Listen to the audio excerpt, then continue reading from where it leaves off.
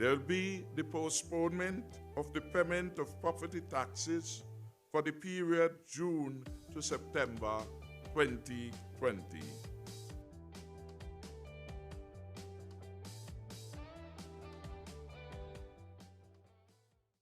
Protect yourself from the novel coronavirus.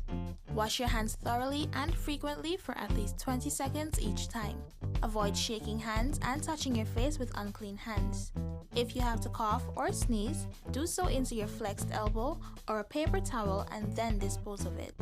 Keep a distance of 3 feet away from anyone with the cold or flu-like symptoms. Boost your immune system with vitamins, drink plenty of water, and get adequate rest. Visit your doctor, the nearest hospital, or health center if you or a family member becomes ill. A message from the Ministry of Health and the National Emergency Management Agency, NEMA.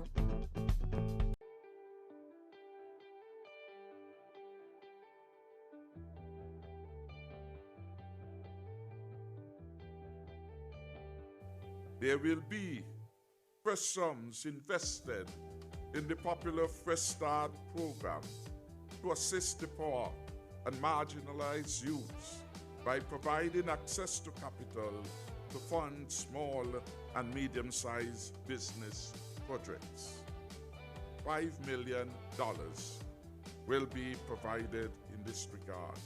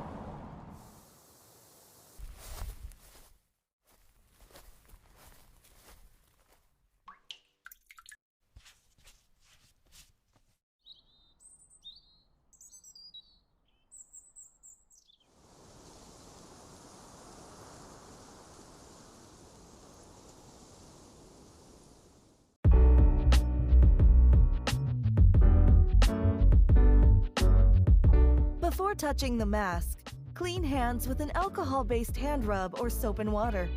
Take the mask and inspect it for tears or holes. Orient which side is the top side, where the metal strip is. Ensure the proper side of the mask faces outwards, the colored side. Place the mask to your face. Pinch the metal strip or stiff edge of the mask so it molds to the shape of your nose.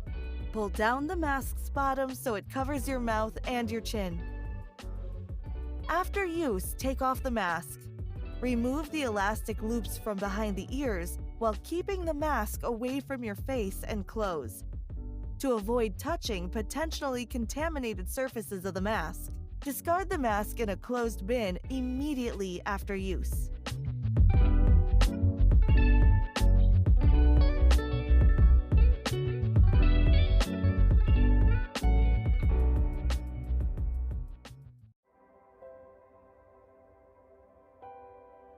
This is the beautiful island federation of St. Kitts and Nevis. It is a small country with immense wonders, stunning shorelines, breathtaking landscapes, and lively, lush forests. Another of its wonders is its people, a unique, vibrant, and proud culture. Here, Kittitians, Nevisians, and guests share this jewel. We are all seeking to make these islands a better place to live and a haven for visitors. But this little haven, our home, like many other beautiful places on the planet, is facing a growing threat, which is evident now at our doorsteps. This threat is the buildup of garbage in the oceans, shorelines, and landfills, primarily from single-use items. When we use disposable plastic and styrofoam products, we become responsible for this growing problem. we can make a difference. Our community is already finding creative ways to cut down on this waste, as well as raising awareness and changing mindsets. We were not happy selling our organic food in styrofoam containers and plastic. So we decided to begin importing and using compostable food containers. We have reduced the waste that we produce, and we hope that this serves as an example to other businesses, large and small. In the supermarket business, we have historically created large amounts of plastic waste.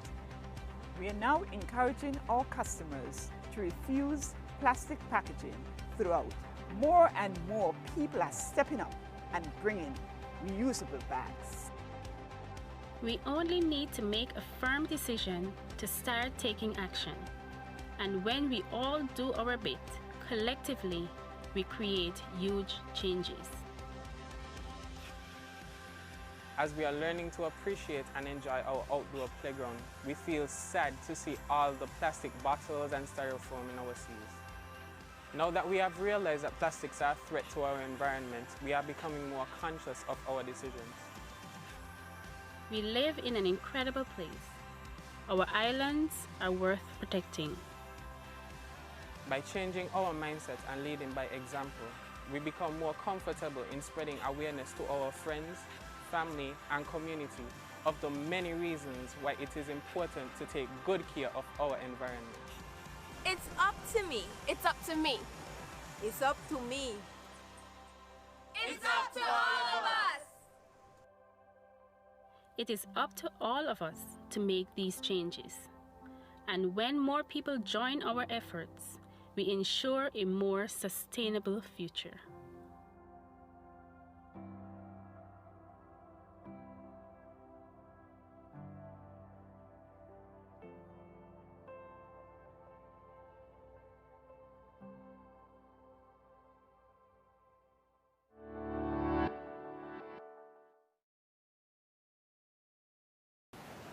One UN estimate put it that each year about 13 million tons of plastic is dumped into the oceans. And it is estimated that by the year 2050, we'll have more plastic than fish in our oceans. And so that kind of statistic is not sustainable at all for our environment. And so we have to do something. And that is why on World Environment Day, it is a People's Day where we have to do something about protecting and conserving our local environment.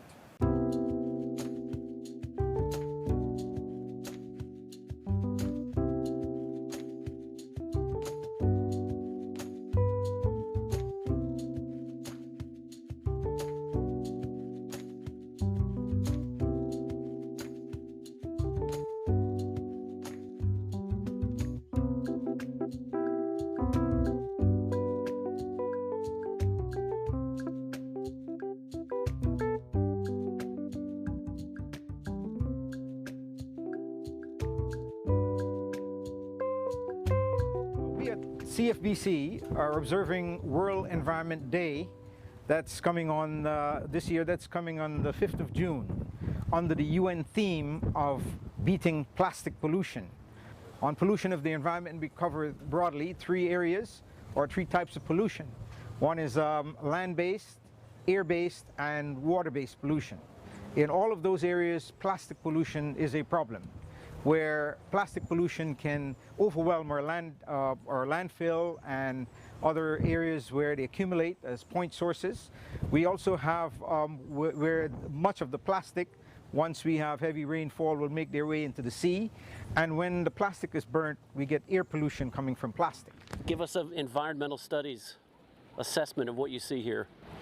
Okay, over here you see some plastic waste that has washed up from the ocean. This can be hazardous, as if it's located on the beach, it shows that there's a lot more in the ocean because, as I said, it is washed up. Mangrove swamp is home to many types of animals, and they come back to their habitats and they see all this plastic, all these foreign objects that they'd never seen before. They might eat it, that could potentially choke them, killing them off, and that lowers like the species diversity, you know, the amount of animals that actually live in the mangrove area. We're on Keys Beach, and if you just step onto Keys Beach, so you walk, you hit grass, as soon as you hit the sand line, you're going to see tons of bits of plastic. And so it ends up into the waterways, and we know, of course, that the sea brings it back on land. And then you have to think about the organisms eating it. And then it's stored in their fatty tissues, and it bioaccumulates. And then over a period of time, then you could have biomagnification as it moves up the food chain. It could be eating other organisms that these chemicals have been stored in their fatty tissues, and then we could get sick. So you have different illnesses that could come about from it, especially different cancers. Plastic is highly toxic for the human body, and so then we have to deal with that as an issue.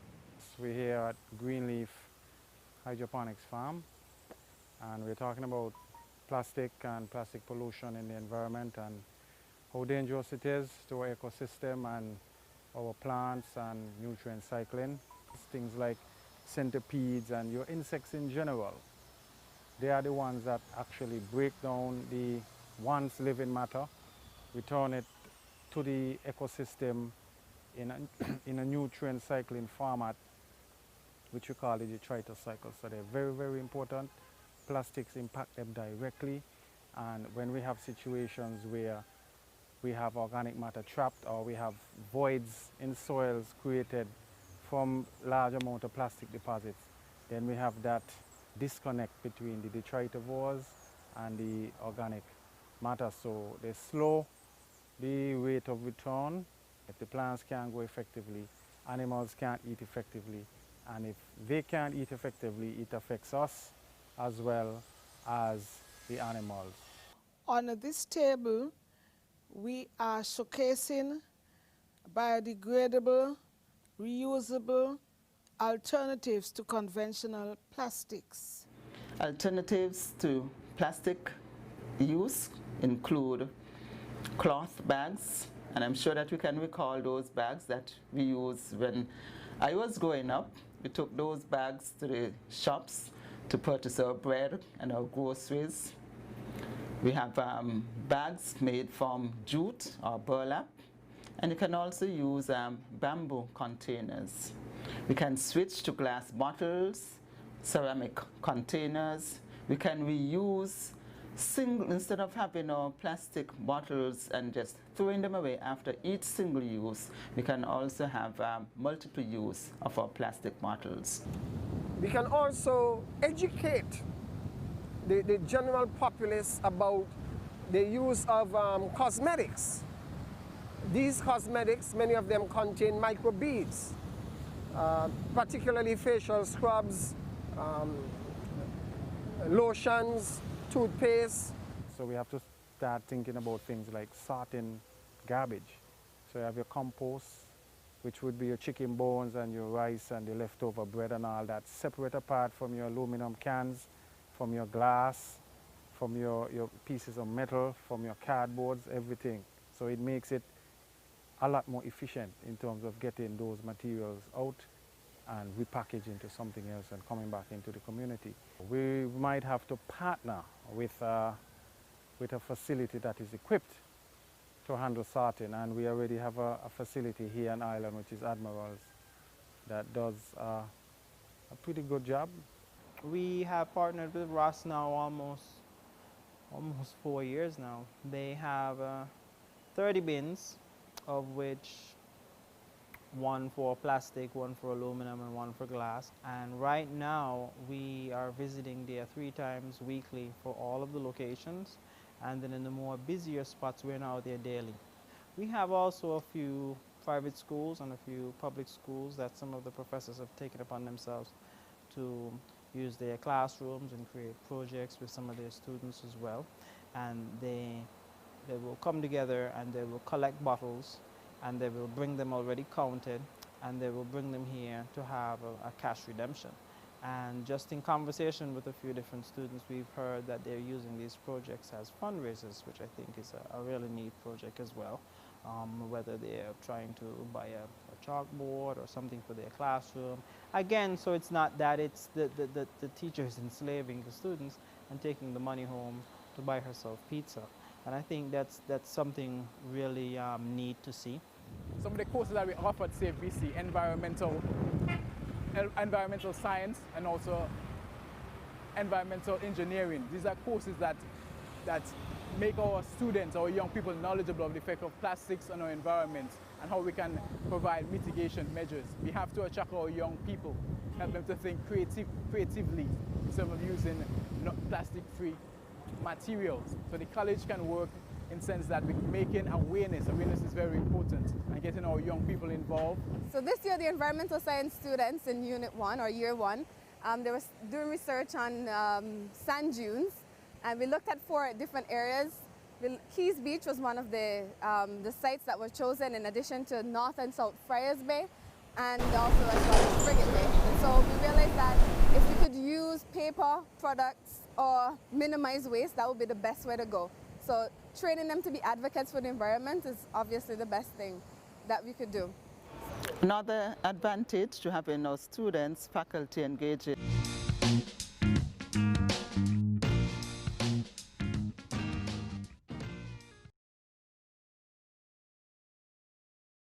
And welcome to Leadership Matters. Over the coming weeks, the Leadership Matters Virtual Forum series will focus on the big stories and issues in the Federation of St. Kitts and Nevis. And it will also show how leadership in practice is helping to transform the nation and people's lives.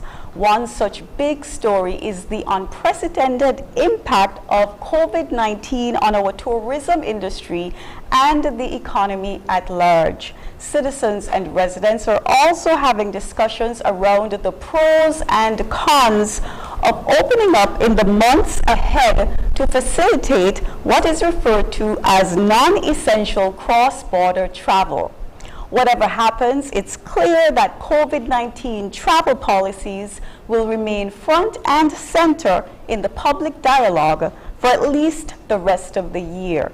Tonight on Leadership Matters, we will continue discussing a careful, well-managed approach to opening up St. Kitts and Nevis.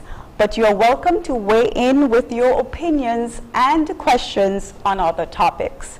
Joining Prime Minister Dr. the Honorable Timothy Harris tonight is Minister of Tourism, Transport and Ports, the Honorable Lindsay Grant, Chairman of the National COVID-19 Task Force, Mr. Abdia Samuel, and the Chief Executive Officer of the St. Kitts Tourism Authority, Ms. Raquel Brown. Minister Grant will be joining us only for the first hour of the program. After the opening remarks, you will have an opportunity to participate in Leadership Matters. The call-in numbers are 869-466-2666, 662-8674, 767-4765, and our overseas line is 239-645-4500. Questions can also be sent via WhatsApp to 869-661-5683. However, first preference will be given to those who phone in to the program. I now call on Prime Minister Harris to present his opening remarks. Thank you, Valencia, and let me welcome all those who are tuning to this edition of Leadership Matters. St. Kitts and Nevis, like the rest of the world, is learning to adjust to the new realities of the coronavirus among us. We did very well to contain the spread of the virus. We flattened the curve. We experienced a 76-day period with no new cases after our 15th case. This was quite a remarkable feat. We cannot now afford to become complacent. The experience of the Bahamas, with its 49 new cases within a few weeks of opening up its border, is a stark reminder that we have to exercise due care and attention, and that the health protocols cannot be abandoned. This lesson is being emphasized in Barbados and Grenada of recent vintage. Florida, Arizona, and Texas have learned this lesson. We have to approach the matter with clear heads and focus on the right thing, that is, saving lives. So far, we have done excellently on this score. We have had no deaths on account of COVID-19, and most of those infected have nicely recovered. Our strategic actions must aim at saving lives, not accommodating avoidable deaths. The federal government will continue to focus on interrupting viral transmission and minimizing, if not avoiding, mortality associated with COVID-19. Even as we continue the carefully managed and organized opening up of our country to business and the return to near normalcy. This approach has served us well. We opened up our country slowly and carefully. More persons are now at work than there were in April of this year. Every area of socioeconomic activity has benefited from the phased lifting of our restrictions. As we refine our plan for the gradual and managed opening up of our country, first domestically, ensuring as many businesses and other entities, such as our churches, our schools, could operate as near normal, we have now turned our attention to further opening up to regular people movement by regional and international commercial modes of travel. The discipline of our people and the excellent advice of our task force at the National Emergency Operations Center have helped us in a very careful manner to open up to business while minimizing harm to our people. With such a success story, there is no need for anxiety and slackness. We have a rich experience of a modus operandi that has delivered results for our people. We have always been listening, and I continue to listen and marvel how God has helped us through many snares and tests. Our success story includes restoring our agricultural sector, including crop and livestock farming and the fisheries subsectors. This sector was one of the first to be opened up. We provided strong support to farmers and fishers. We provided them, for example, fencing wires, free seeds and seedlings, free harrowing services, among other inputs to advance food security. We invested a significant $10 million in this sector through our stimulus program. The manufacturing sector received our attention too. All of our export manufacturing plants have been facilitated to operate under the new norms. Very shortly we expect that Jara Limited will be back to full operation. Our next big task is our hotel and hospitality sector. Most persons are optimistic that in good time we will see more opening up there, especially in our hotel sector. This is the most challenging, since this calls for the opening up of our borders to larger and more regular influx of persons, many of whom will be returning from areas which are coronavirus hotspots, meaning that the likelihood that they will transmit the virus on arrival is greater.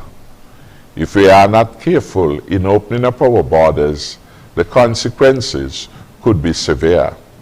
We could experience, for example, the overwhelming of our limited quarantine facilities, the overwhelming of our security forces in managing quarantine facilities at several locations, the overwhelming of our health sectors, and eventually many persons can die. Our approach must be that we will do things properly. we need to take time to set up systems that minimize fatalities and preserve the health of our people, because we need a healthy people to keep our economy open. We need a consistent public education program reinforced by actions at home, in the retail and wholesale establishments, in our schools, and indeed in all workplaces and places of recreation.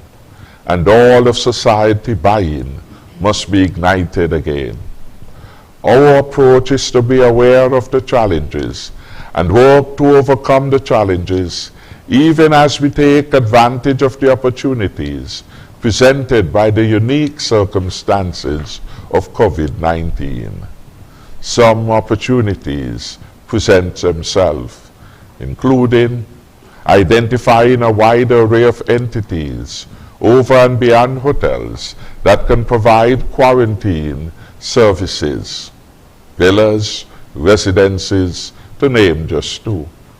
Expanding the number of persons beyond the police and defense force trained to provide surveillance services at quarantine sites. We have, for example, in the past, to enhance the safety in the touristic sites like Port Zante, the St. George's Anglican Church, Blockrocks, sought to fill the gap by training a cadre of island constables. The question can be asked, can a similar training be conducted to increase the number of persons who can competently monitor and respond at quarantine sites? More opportunities, of course, must be available for additional molecular testing facilities to provide quicker turnaround results as we open up our borders. We note that our main hospital, the JNF Hospital, now has the equipment to do high-quality tests for COVID-19, and we are working to set up equipment and put staff in training so that we can do more tests in St. Kitts and Nevis. The training of all persons involved in the provision of hospitality service, including the taxi operators, tour operators, receptionists, and front-end workers in our hotels, is necessary. Decisions regarding the time and how we open up will not be made by the whim and fancy of any person or group of persons. That is why in St. Kitts and Nevis, we have adopted the all-of-society approach, where input is had from a diverse cross-section of persons and interests. We are aware of the advice of the World Health Organization to nations that in addition to fighting the COVID-19 pandemic, they must also consider the social and economic impact of the measures taken on their citizens and residents. We will continue to strike a delicate balance between fighting the virus and maintaining social and economic activity so no citizen or resident will suffer. We intend to protect and save every life. That is the plan of your caring government. People matter most, and my government is a people-centered government. Ultimately, the government will make the decision, given due regard for the views of our health experts, our security services, our business community, faith-based organizations, hoteliers, and the ordinary man and woman in the street will certainly have a powerful say. COVID-19 is at heart a health pandemic which has morphed into an economic crisis. We have to halt the health consequences of the pandemic to get the economy going in the right direction. The experience in the United States of America tells us that. In St. Kitts and Nevis, we promise our people that at all times we will act responsibly and in the national interest. Fortunately tonight, we have representatives from the tourism sector and the National Emergency Operations Center to share information on the progress we are making and how we are managing our plan to open up our country. I want to take the opportunity at this time to welcome my cabinet colleague, the Honorable Lindsey Grant, in his capacity as Minister of Tourism et al., and to welcome also Mr. Abdias Samuel, who heads the National Emergency Operations Center. I welcome them both to this popular People's Forum, Leadership Matters.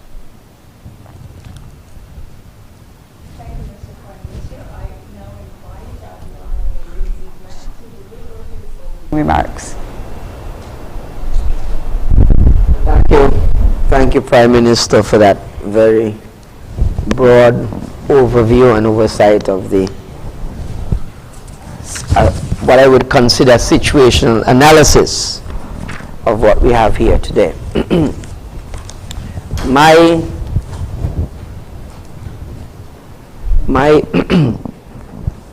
This evening I will just focus on a couple of main areas so that we can have some specifics on what I consider to be a critical area in tourism. I will first of all outline the situation analysis as it pertains to our source markets, both of the United States, Canada, the United Kingdom, and the Caribbean.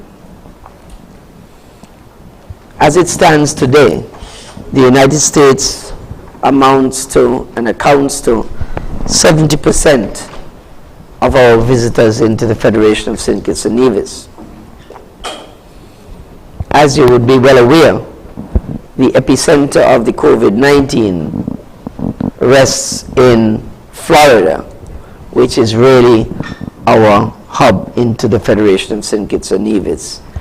And clearly, Florida now represents the epicenter for the virus in the United States. In Canada, Canada amounts for 10% of our source market, and I can say to you that they are managing their COVID-19 cases, and Canada has really at this moment flattened the curve. In the United Kingdom, which is 15% of our source market at the moment, they also have managed their COVID-19 cases to have at this moment to flatten their curve. The Caribbean, with the exception of Dutch and French territories, have no major concern. Of course, our concern into the Dutch and French Caribbean is that for them, that there are no domestic travelers. And so if you arrive out of the Dutch and the French mother countries, you have no issues there in terms of testing, and that's a concern for us. But in terms of the English-speaking Caribbean, at the moment, I would venture to say we are in a pretty good position. In terms of St. Kitts and Nevis and in terms of our marketing, we have been doing extensive work in our source markets to prepare our stakeholders for our phased reopening. I must stress at the moment that in terms of reopening our borders, that is really a very fluid situation. And so we can't, I believe, and I will have to let Mr. Abdias say otherwise, but I believe at this moment we can't really say or give a date in terms of our opening because of the fluid nature of the virus at the moment. Safe to say that we are making sure that we prepare locally for when the time comes in terms of opening our borders. In terms of the United States, we have been doing some relevant and I would consider inspirational posts, both on Instagram Live, to make sure that the marketing aspect is kept alive. The Chief Executive Officer, Mrs. Raquel Brown, has been doing such. Mr. Widdowson from Carabel Batik. We have Roger Brisbane from Spice Mill. The last installment being somewhere in the region of August the 13th, 2020. Social media posts have been well underway, really indicating to those overseas about the warmth and serenity of St. Kitts and Nevis, and to awake the senses of persons who may want to travel when we, I would say, get out of this critical period of the COVID-19. When we look at our Canadian market, our team is currently working with golf clubs to promote the destination. And that again is somewhat dependent on what really happens over the next few weeks in terms of the opening of our borders. In terms of the UK, we've been having Zoom meetings, hosting some happy hours virtually, of course. Our St. Kitts team in the UK is promoting the destination to travel agents and to make sure that when the borders open, that we will be ready. In the Caribbean, currently we are working on a collaborative video with the Nevis Tourism Authority, which will be used to promote intra-regional travel. And of course, I believe that over the discussions this evening, would recognize, Mr. Prime Minister, that it's very difficult just to open up to the international travel just like that.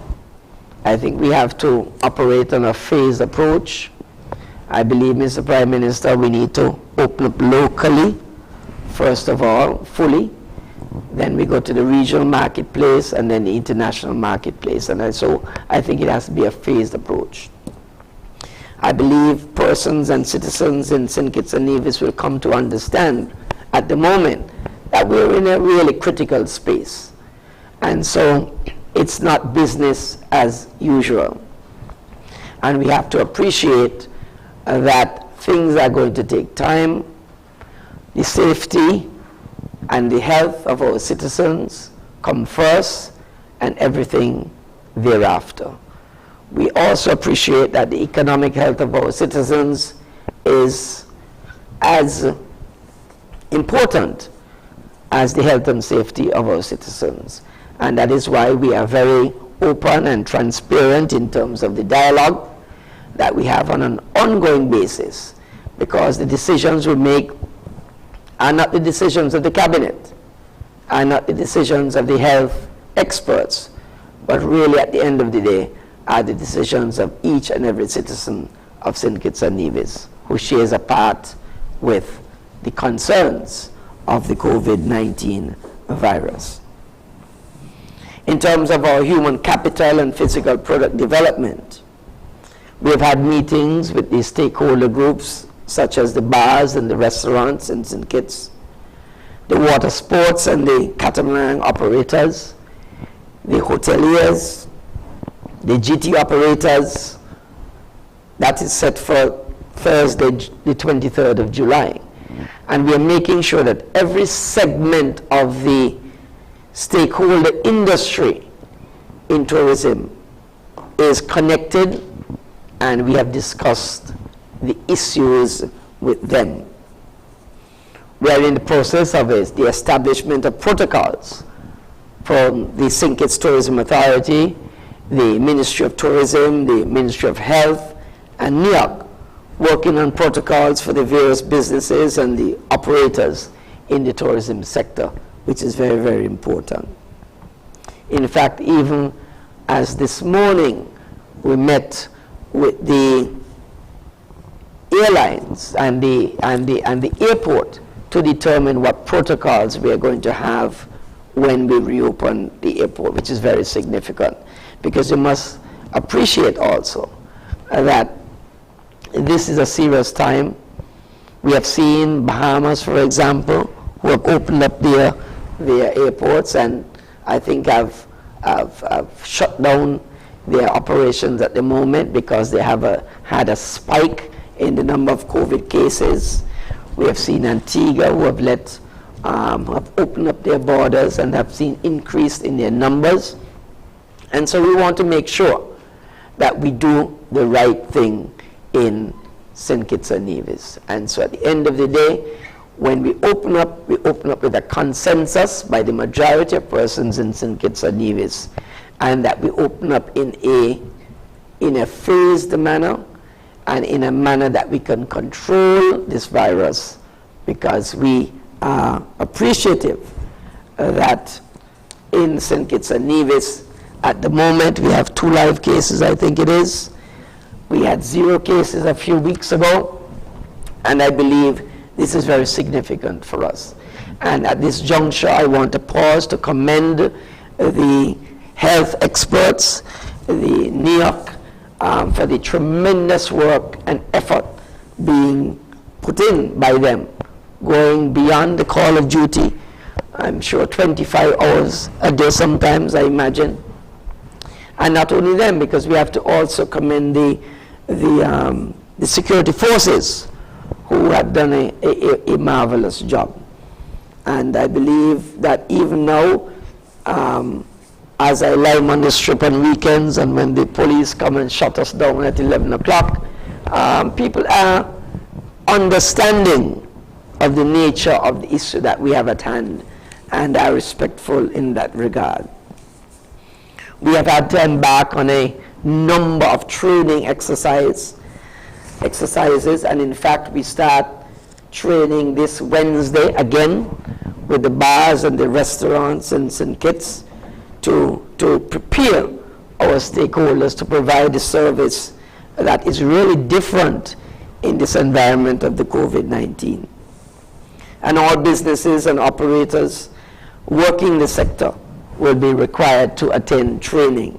And I want to pause at this moment to say that the businesses, the restaurants, or the bars who do not avail themselves of the training facilities in conjunction with NEOC and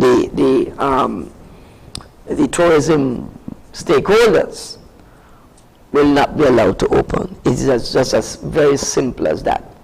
Because after the training exercises, you're going to get a certification, and the bars and the restaurants that don't have those certifications will not be allowed to open. It is very, very simple, because we have to protect the health and the well-being of our citizens.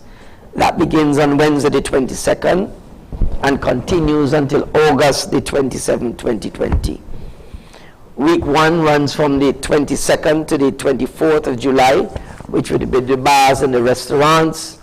Week 2 from the 27th to the 31st of July, which will be the taxi and tour bus operators and accommodations. We will introduce a travel approved seal, and really the objective is to identify businesses and operators that meet the minimum health standards and safety protocols. We need to establish a minimum standard, improve the visitor confidence, and that we can use as a marketing tool and can be leveraged in the marketplace as a value-added item, improving the destination marketability. Of course, you've seen our recent product enhancements in the Black Rocks, in the new viewing platform, and Prime Minister, I want to thank you for coming out, I think it was last week, in that magnificent ribbon cutting ceremony that we've had, and which would really have been making some waves throughout not only St. Kitts but regionally and internationally. You've seen the ongoing refurbishment of the strip our installation of restrooms and lighting at the Cockleshell Beach, and right now our ongoing work at the St. Kitts Eco Park. All of those are issues and product enhancements that we are getting ready to open St. Kitts and Nevis. As to when it will be open, that is up for discussion, not only this evening, but an ongoing discussion to make sure that we have the buy-in of the community in terms of our opening up. Just a little update on the St. Kitts, on SCASPA. Our airport and seaport works within the Civil Aviation and the National Aviation Committee, NEOC, and the Ministry of Health, the Ministry of Tourism, and SKTA.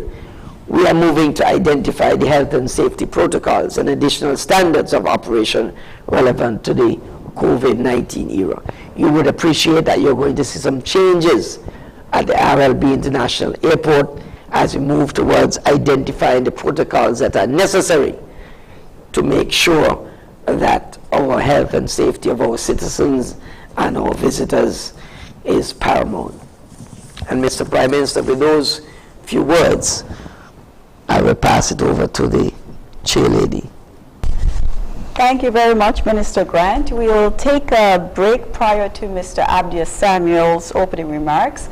But just before we do, I'd like to repeat the numbers to phone. They are 869-466-2666, 662-8674, 767-4765, and our overseas line is 239-645-4500. Questions can also be sent via WhatsApp to 869-661-5683. However, first preference will be given to those who phone in to Leadership Matters. When we come back, Mr. Samuel will deliver his opening remarks.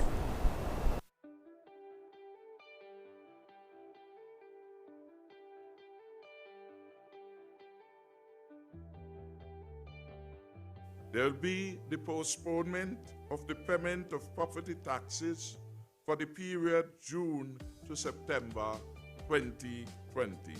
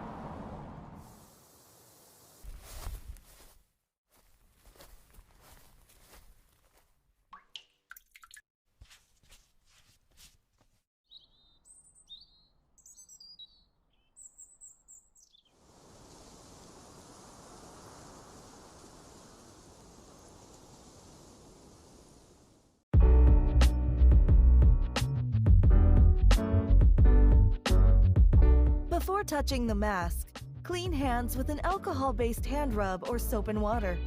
Take the mask and inspect it for tears or holes. Orient which side is the top side, where the metal strip is. Ensure the proper side of the mask faces outwards, the colored side. Place the mask to your face. Pinch the metal strip or stiff edge of the mask so it molds to the shape of your nose. Pull down the mask's bottom so it covers your mouth and your chin. After use, take off the mask. Remove the elastic loops from behind the ears while keeping the mask away from your face and clothes. To avoid touching potentially contaminated surfaces of the mask, discard the mask in a closed bin immediately after use.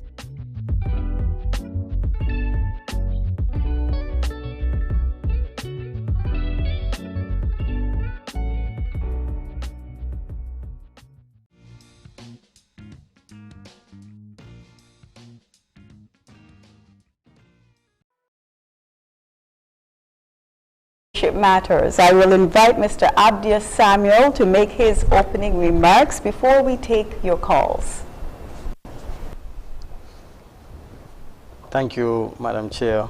Honorable Prime Minister Dr. Timothy Harris, Honorable Minister with Responsibility for Tourism, Mr. Lindsey Grant, other distinguished members of this forum, all who are tuning in via all forms of media, a pleasant good night.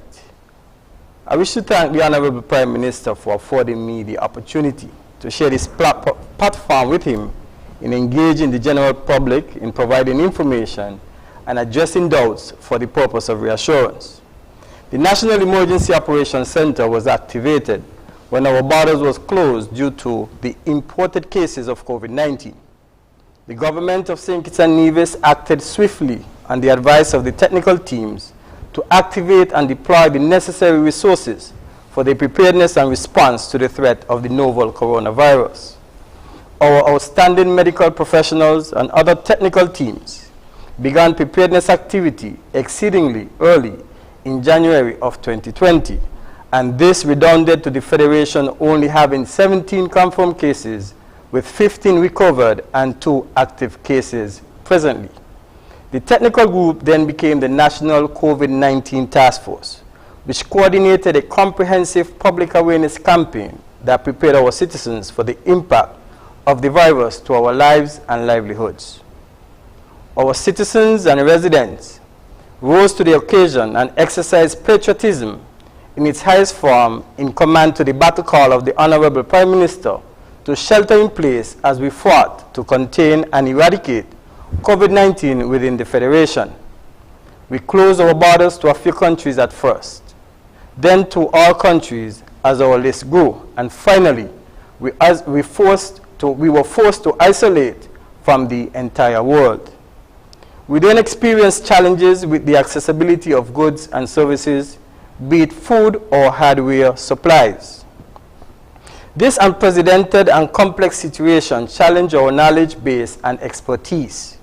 Technology was used to facilitate the adaptation of new protocols to facilitate social and physical distancing, our new norm. The first wave of COVID-19 has been contained.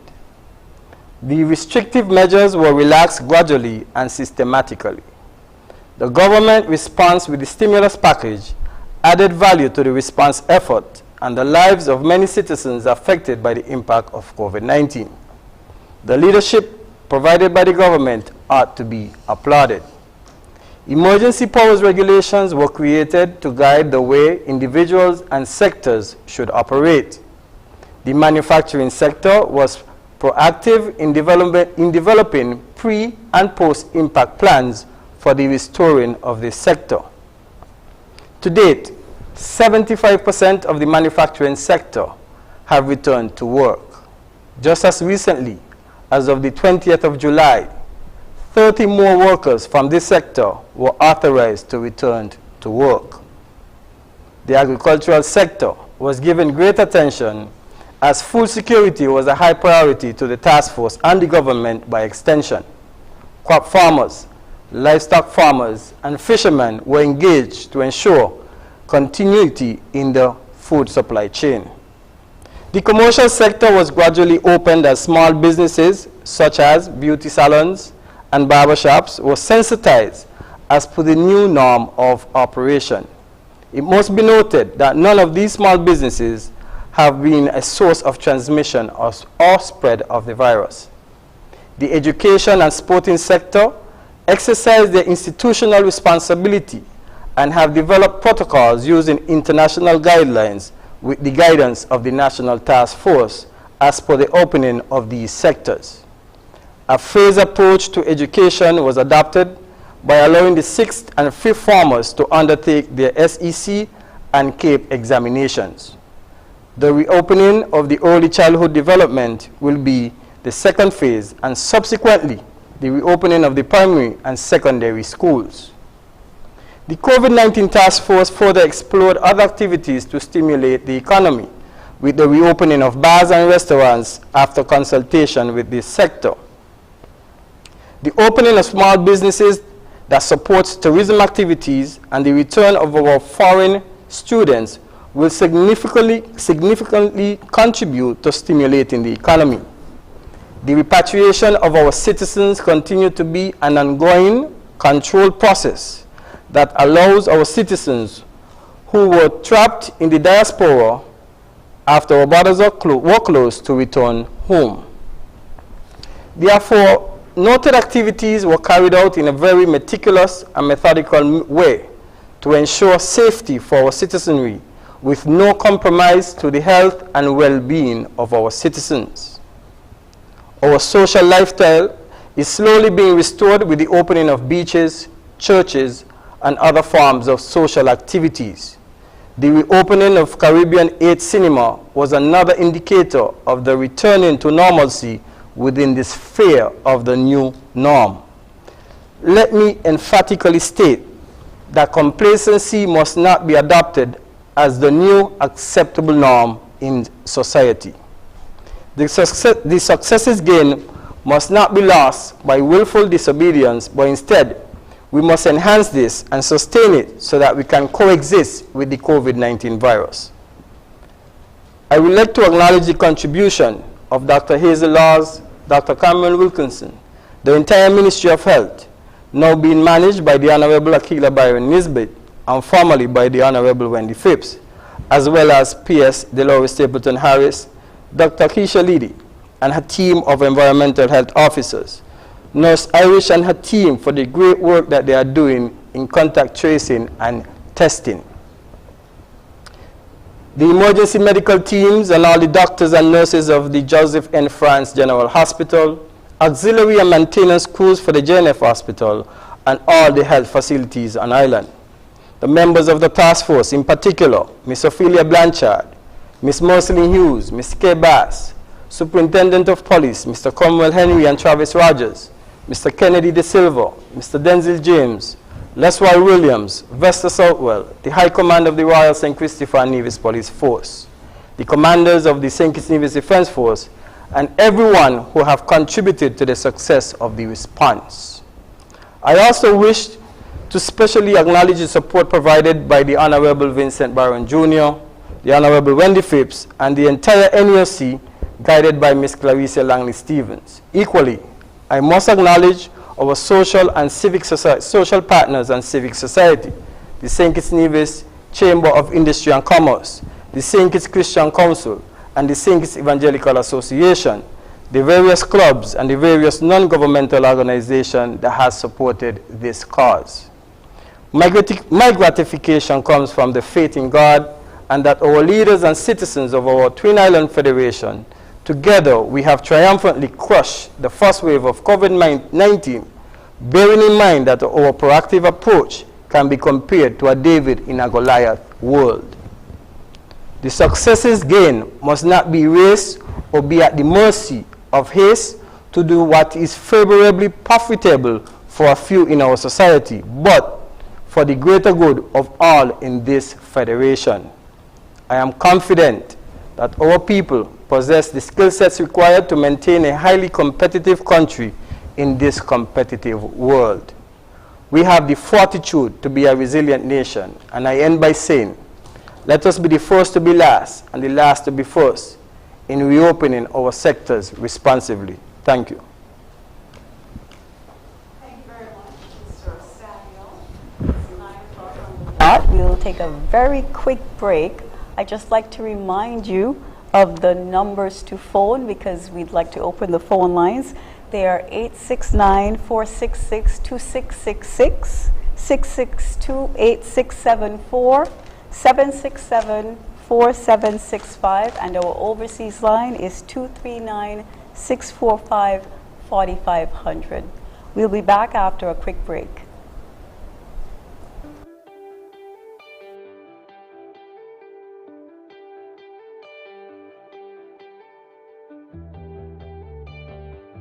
There'll be the postponement of the payment of property taxes for the period June to September 2020.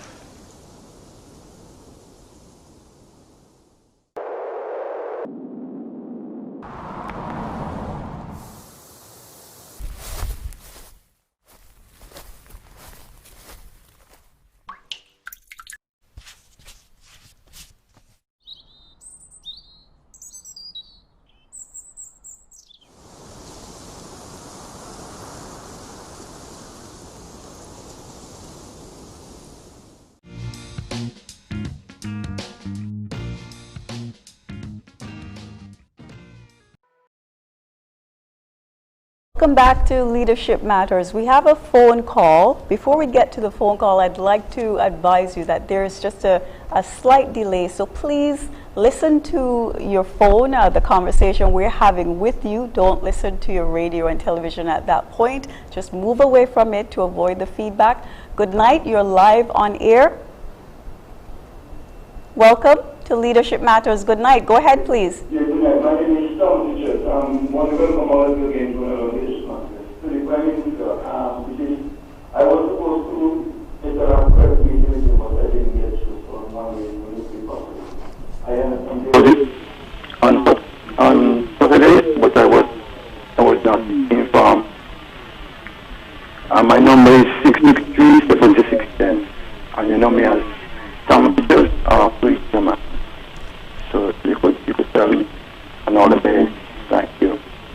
Thank you, Mr. Richards. Would you like to ask a question? Okay. Thank you, Mr. Richards. Do we have another call? No, we don't have another call. I'd like to just ask a question of Minister Grant. And okay, I'd like to ask a question of Minister Grant, sorry.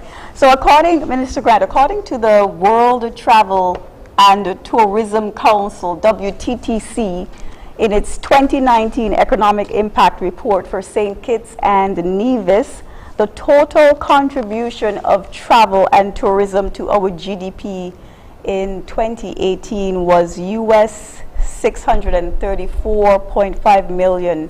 It says this represented 62.4% of GDP. In 2010, tourism made up 48% of GDP. 62.4% of GDP equates to thousands of jobs, and so it is important to implement new operating protocols for the tourism industry in order for everyone to get back to work and do so safely. Okay, I will finish my question, but before I do that, there's a phone call. So good night, caller. You're live on air. Good night. Hello? Yes, go ahead, please. Just listen to... Hello, good night. Hello? Caller, we can hear you. Please go ahead. Just talk into your phone, please. Thank you. Yes, good night. I just want to tell Lindsey Grant to stay focused. Do not listen to the negative noise. To stay focused. He's a good man. Empty barrel make the most noise. Lindsey Grant stay focused, and the Prime Minister doing a wonderful job for the people of this country. He's doing a wonderful job. Lindsey Grant stay focused. You are doing a perfect job. Do not listen to the negative noise. I thank you. Thank you, caller. We have another caller on the line. Good night. You're on Leadership Matters. Just talk into the phone, please. Go ahead. Good night, Buckingham Media. I want to say good night to my Prime Minister, the Prime Minister of the Nation, Dr. Timothy Harris, the representative number 4, Honorable Lindsey Grant, and Mr. Samuel. Good night. Mr. Grant, since you're going to be leaving, let me direct the first question to you. Is there any plan to enhance the tourism sector in St. Kitts? I see Black Rock have been get a facelift. I know Old Road Bay project is still underway. You have Old Road Fishery, but I'm looking to see if there's anything else that you have under your belt or you would like to accomplish as we gradually are looking into opening back up so we can attract tourists to our nation to see something different or have some more things to do. With that said, Prime Minister, I definitely want to thank you for keeping us safe. Persons are making noise about the mask, and some measures have to be taken to place. But in a nutshell, thanks for keeping us safe and continue doing what you're doing, because without you, no one knows what would have become of St. Kitts. So continue doing a good job. You're on the right path. Stay focused. Thank you very much. We have another caller on the line. Go ahead, please. Yeah, a pleasant good evening to everyone. Yeah, my question is to Mr. Samuel. I share his view in asking for volunteer. I'm a volunteer also, right? But the problem is, persons like myself who work in the private sector have some issue in connection. A number of times there will be meeting during work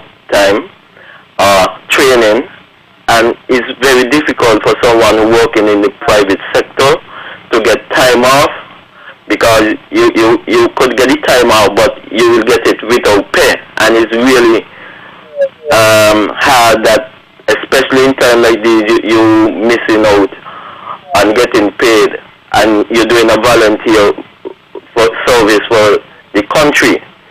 And I don't know what government via NEMA could do in connection with the private sector.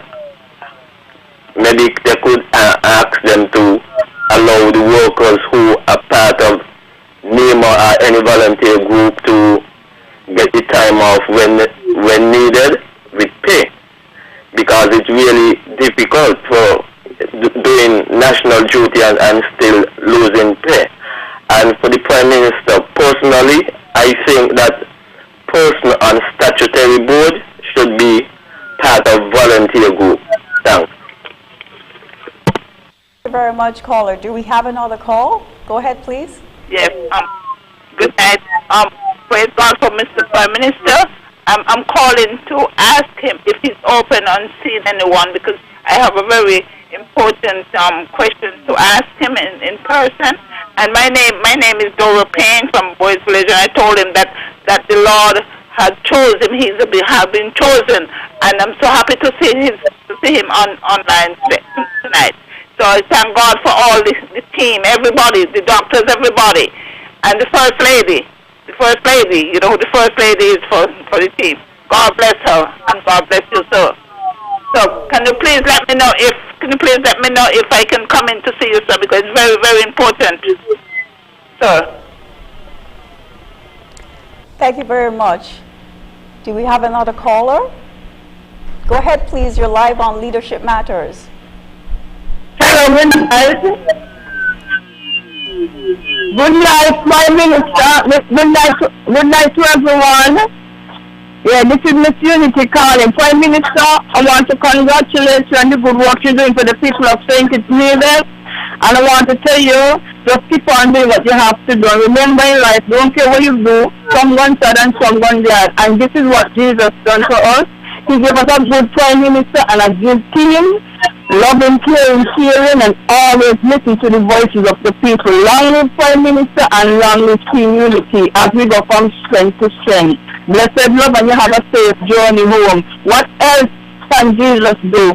Prime Minister, thank you so much, and God bless you. Okay? Bye. Good night. Thank you very much for your well wishes. Do we have another caller on the line? Go ahead, please. Good night. Hello, good night. Good evening to everybody. I would like to say congratulations to the Prime Minister, Mr. Grant, for doing such a wonderful job on the island in terms of the COVID-19. These situations are very difficult situations, and from time to time I'm listening to the radio, and I want to ask the Prime Minister, whenever you send money overseas, whether it costs the water or not, the people is the people money, and people must understand in these critical times, when they're asking for more and more money and face year, they should show how they're spending the federal money. Because not just to receive more money, so when the man from overneed asking for more money and more money, then you have to spend money for the airports so people come from St. Kitts to go over or the money he's collecting. In music, that's supposed to be collected in St. Kitts. Is all the money is going to be sent down to St. Kitts. Then you want to share. That is my calling point. Thank you very much. We have one caller, and then I'd like to allow Minister Grant to answer the question because he has to leave soon. So go ahead, caller. Good evening, gentlemen of Leadership Matters. Mr. PM, I must imagine you must have sleepless nights worrying about when exactly our port should be opened. Mr. Grant, two quickies. You say you're already working in conjunction with your marketeers overseas in Canada, United States, and England. Is there any indication as to what our responses would be for the upcoming tourist season? The sort of anticipated arrival rates that we can have, firstly. Secondly, as you've taken over the port, as Casper, the second cruise port, I understand, had an issue some time ago with the depth not meeting the contracted depth. Wouldn't this be a good time when there are no cruise ships coming in to sort out that problem, if there really is a problem? And for Mr. Samuel, when the cruise ships do start coming in and 2 Oasis class vessels come in and this guards something like 10,000 persons, do we have the health personnel in place to do the necessary checks for COVID-19? I'll be listening off here for your answers. Thank you. We thank all the callers. We'll go straight to Minister Grant so he can answer his related questions because he has to depart the show. Thank you, Press Secretary. And I would wish to begin with the first question I got some time back, which was really what are we doing to enhance tourism in St. Kitts and Nevis. I think the caller alluded to the Black Rocks and they alluded to Old Road Bay, and they were actually saying that what do we have next in the pipeline, if I'm to understand the caller correctly. And I should point the caller then to the Frigate Bay Enhancement Project, which is the strip, as it is affectionately known. You know, that's an ongoing project between the government of St. Kitts and Nevis and the CDF. But not only is it that, but in the next coming few weeks, we are going to also see some work on the beach side of Frigate Bay to enhance that area in terms of bringing back the sand to the beach, because we've had some severe erosion there, and you're going to see some groins and that sort of work being done to bring back the beach to its natural and beautification elements. And I think that over the next couple of months we're going to see a very enhanced Frigate Bay beach, which will bring a number of locals back to the beach and visitors alike. And so you're going to see that. You're going to also see some ongoing works in the Friars Bay area once we move from Frigate Bay into the Friars Bay area to ensure that the beaches are kept intact. I also want to point to the fact that we are doing major work at the Eco Park down in the Sir Gilles area, because we want to bring a new product not only to St. Kitts, but a new product to the region. In fact, that started prior to COVID, where we had some discussions with the cruise lines in terms of what they would wish to see. Really, when visitors come to the islands nowadays, they're very discerning visitors. They no longer want to see the sun, sand, and the sea. It's really something that's going to touch their hearts when they go back home. And so we thought of a number of products that we could do in St. Kitts and Nevis, really touching on our historical past. And so we came up with a number of ideas. And so we threw it out to the cruise lines, which they are happy to hear of. And so we started that progression. But as you would recognize, that COVID came in and has really distorted our progress in those regards. But in any event, we are on our way in terms of making sure that what we deliver, not only to the locals who are here, but to the visitors alike, is a product par excellence and really on the cutting edge of Caribbean tourism. So we expect that that will continue. I also want to touch on the point that the second caller said something, and before I go on to that, I want to encourage the young people. Encourage the young people in St. Kitts and Nevis, because we have a problem. And the problem is that so many of our young people are coming out of the CFBC with languages and not able to really speak the language. And there is a lot of opportunity in that area to make sure that persons are enhancing their capabilities in terms of the languages, so that when the season begins again, that we have those persons engaged. And we would hope that, you know, as we progress in terms of the tourism product, that persons will grasp the languages, not only written but spoken, and so that we do not have to have other persons come in and deal with the language. And so the French, the Spanish, German if we can, Italian, and it's very important. And there's a lot of opportunities. So I'm reaching out and crying out to the young people out there to get involved in that respect. In terms of the second call, I think it was, who spoke about the responses and to the upcoming season and reopening and in conjunction with the marketing overseas, etc. As I said earlier, that's really a fluid situation. And I believe all stakeholders are going to be involved in that, both health, national security, tourism, those in the airports, in the seaports, whatever it is.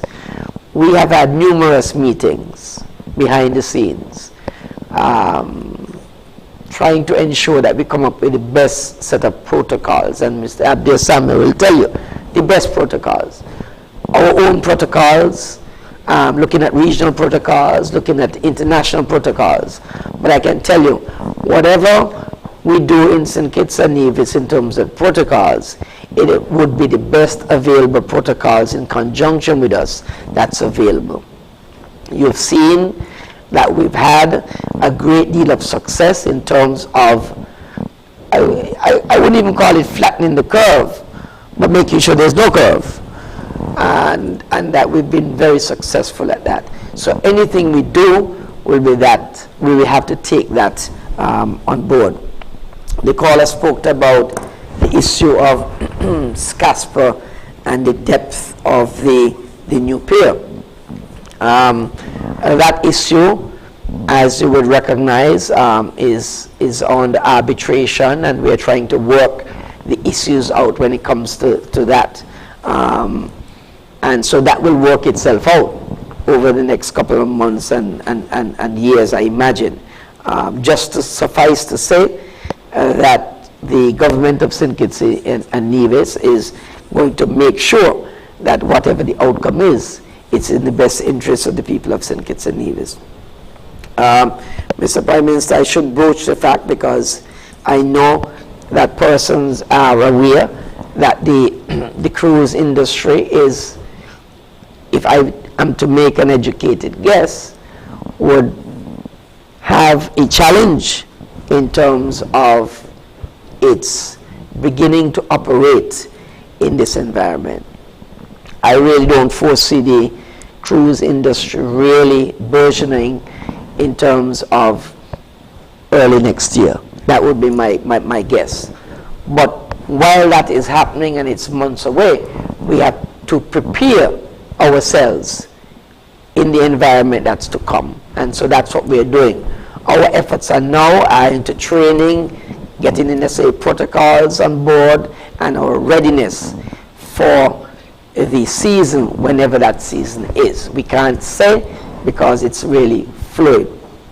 However, what I would say is this, is that there are a number of cruise ships floating around in the waters internationally and require safe havens.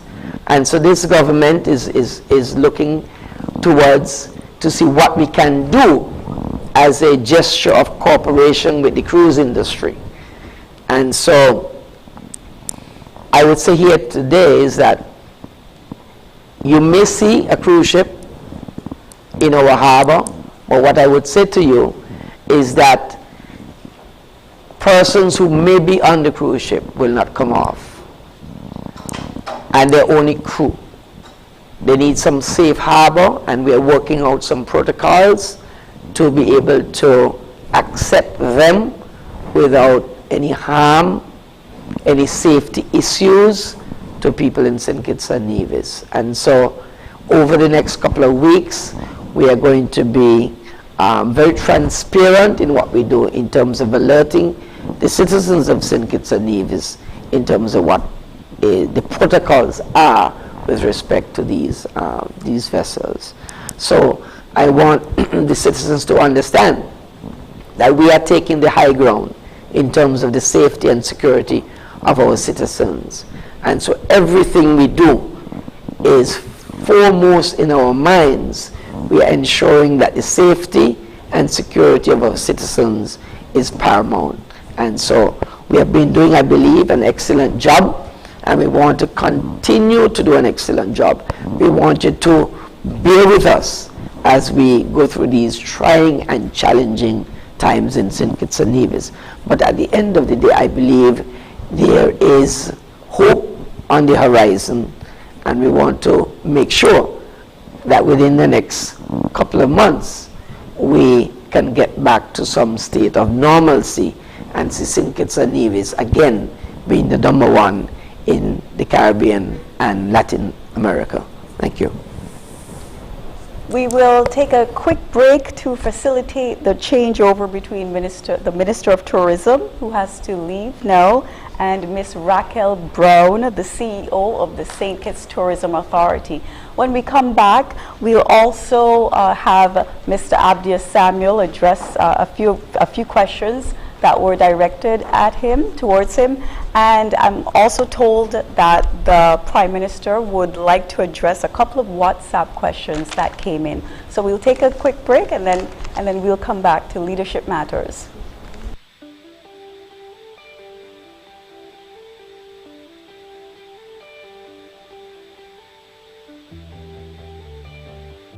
There'll be the postponement of the payment of property taxes for the period June to September 2020.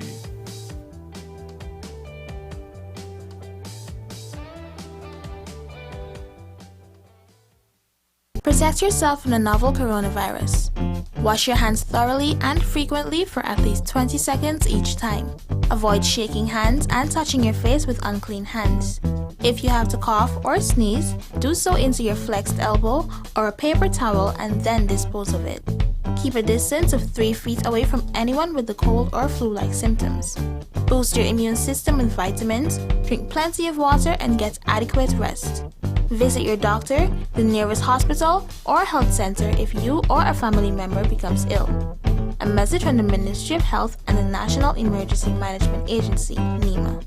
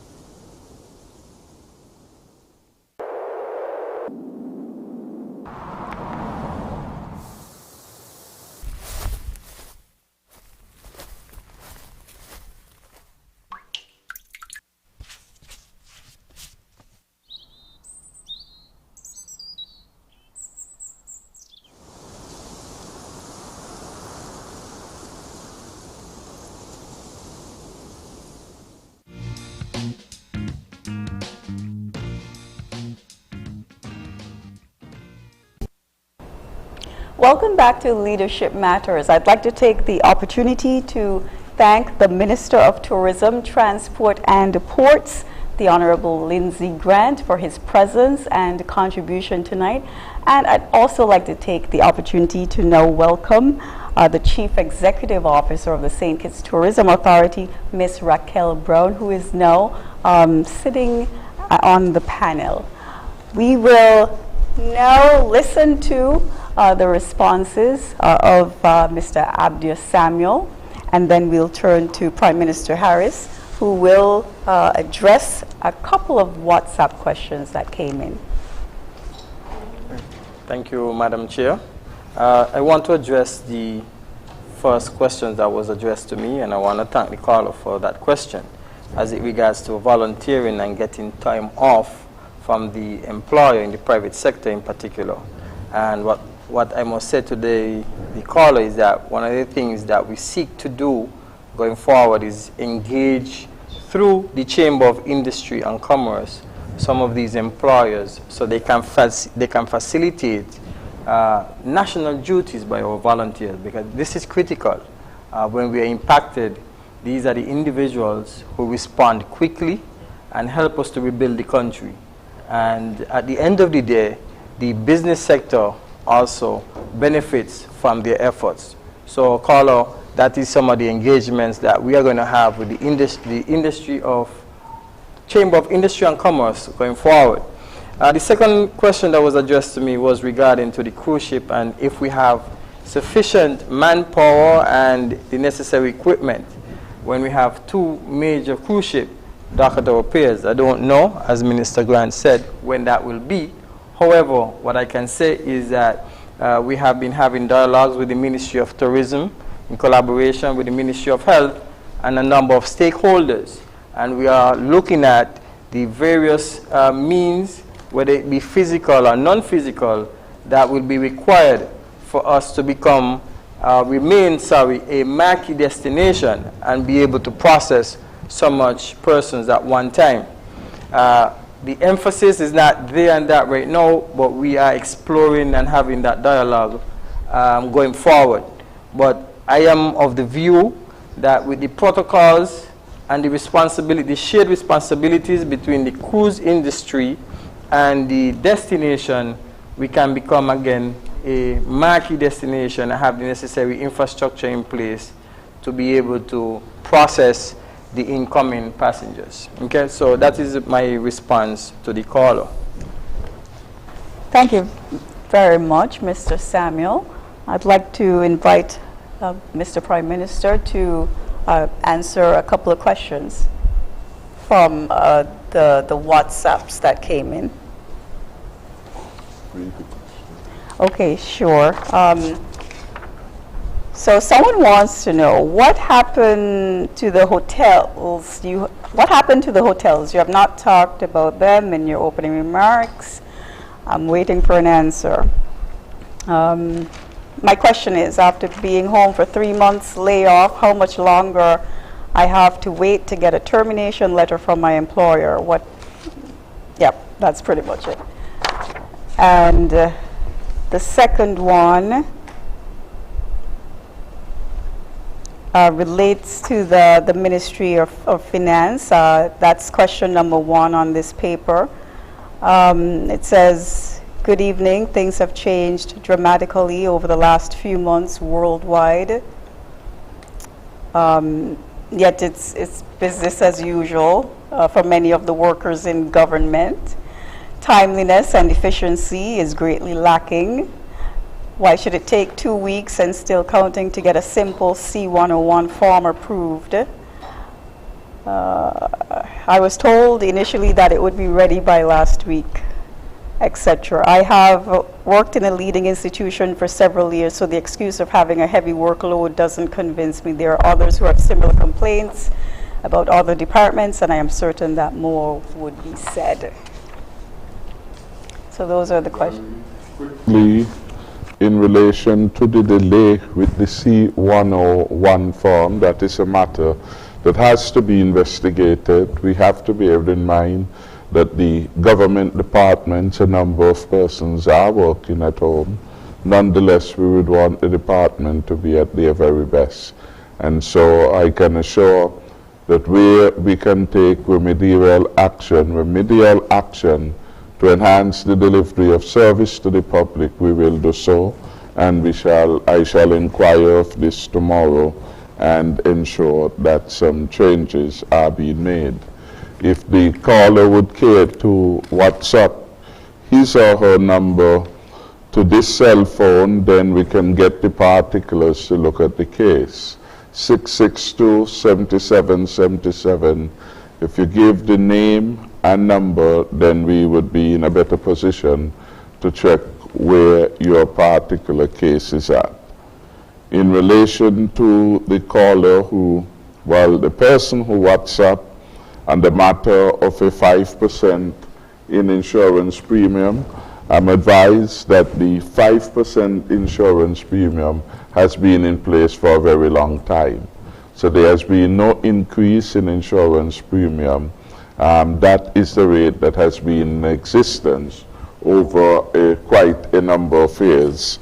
I am advised by the personnel in the Ministry of Finance. With respect to the opening of the hotel, the person may have missed the fact that we are in fact discussing this. And we did indicate that a number of things have to be done before the hotels can be opened. And the hoteliers, the taxi service providers, the Ministry of Tourism, the bars, you name them, every stakeholder group, and is now engaged with the Ministry of Tourism and with the task force as we build out and we bring assurance that we are ready to do business. So that is where we are at with respect to the hotels, doing the necessary advance work, ensuring that the necessary training, for example, is taking place so that persons are ready to operate in a new environment. When hotels open, they cannot open the same way as they did last time. Special care and consideration will have to be given both to employees and visitors. There has to be the observance of the health protocols, the social distancing, the wearing of the mask, the having where necessary, and we'd expect the larger facilities to have at least a nurse on hand in case anyone was to fall sick. We would expect that there will be different consideration with respect to serving meals by buffet, etc. So there is a reordering of things that would become necessary as we learn to adjust to life in the season of this particular pandemic. And perhaps when the director of our tourism authority speaks, she can remind, because Minister Grant did speak to some of them, of some of the things that we are doing to ensure that we are ready to do business when we open the border. Opening the border, of course, also would require that a number of things be done. There is no magic timing for it, and we will not be hustled into doing it, because the safety of our people come first. We have to recall why the borders were closed. The borders were closed for health reasons. If we had allowed them, a lot more persons would have been infected, and the probability was that our health services would have been overwhelmed, which means that persons would not have been able to get the care in the time in which it was required, and the consequence of that would have been deaths. Because we took the good advice from the persons, the health experts, the NEOC, and we worked the system the proper way. St. Kitts and Nevis is among the few jurisdictions that can say we have no deaths. And we have managed to go through this first wave without any loss of life and without our health systems being overwhelmed. We therefore have to plan carefully, because as we open up to regular travel and more persons are coming in, you also have to ask yourself, well, where will you quarantine them? Where will you put them? And so the NEOC and the task force has to develop a criteria that would help us to make determination as to what entity, what facility could be used as a quarantine going forward as we build out or make preparation for larger numbers. Even as we do that, I said in my opening remarks, we have to make preparation to add to the testing capability, because this is not just 7 or 40 people will be coming in one day. This would be regular daily encounters that we will have. And we have to ensure that we can have reliable tests being delivered in a critical time window if this is going to work. At all costs, we want to avoid deaths. In fact, we shouldn't even be contemplating that. The strategy must that we want to keep our people safe, and we will do all that we reasonably can do to keep our people safe, even as we learn to adjust. So that is the approach we have adopted for now. That approach has served us well, and we will continue to go in that particular way. In almost every area of the tourism plan, there is work to be done. There is going to be work to be done, and we want to ensure that the hotels are ready, the guest houses are ready.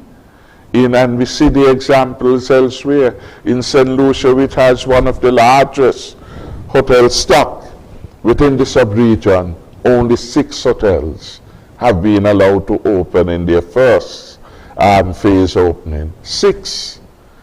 And they have so much more than we have. It's one of the largest and most mature tourist destination, at least in the OECS. Only 6 hotels. And they each had to be certified. In other words, they went through a program, just as our factories went through that particular test, where the health planners and the other people involved with the task force would have gone, done an evaluation, established the standards, evaluate what they have done against the standards. Those are the things that we need to do with respect to the hotels, and ensure that wherever people are going, those hotels are fit for purpose. Fit for purpose, mark you, not just for the tourists, but for their workers. Their workers can't be exposed or overly exposed.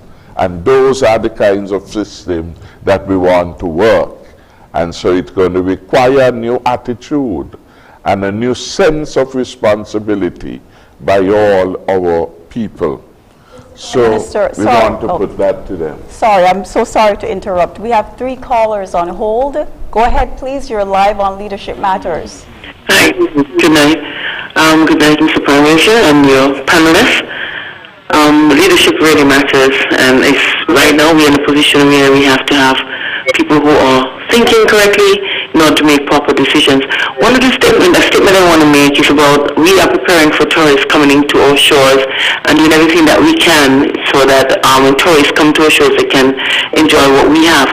What about starting to look at our locals and being able to enjoy basically the same sentiments that the tourists get? We have the people who have those water sporting facilities.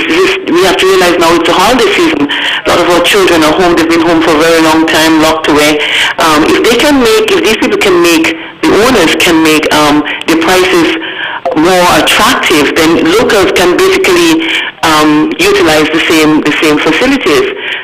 These are areas that we have to start looking into again. Suppose, for argument's sake, we can't open our shores to tourists for the next 2 years. What are we going to do? You're going to have the water sporting facilities closed down. You have all those catamaran cruises. People can utilize them just like we, all locals, can utilize them just like the tourists can. It's for us now to realize that we have to start making certain changes. Like the old adage would say, you have to eat little and live long. I think we have to start looking into that direction where we can make our prices affordable so that our locals can utilize the same way that foreigners would come in and do the same thing. I listen off here.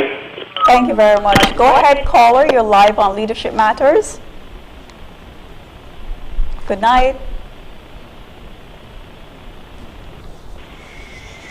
Okay, I think... Hello? Yes, go ahead, sir. Oh, okay. Good evening, Mr. Prime Minister and the rest of your head table and the moderator. This is Mr. Culture. Mr. PM, I have a suggestion. Since the COVID-19 coronavirus, it is a marathon and no one knows when that is going to be concluded and done away with.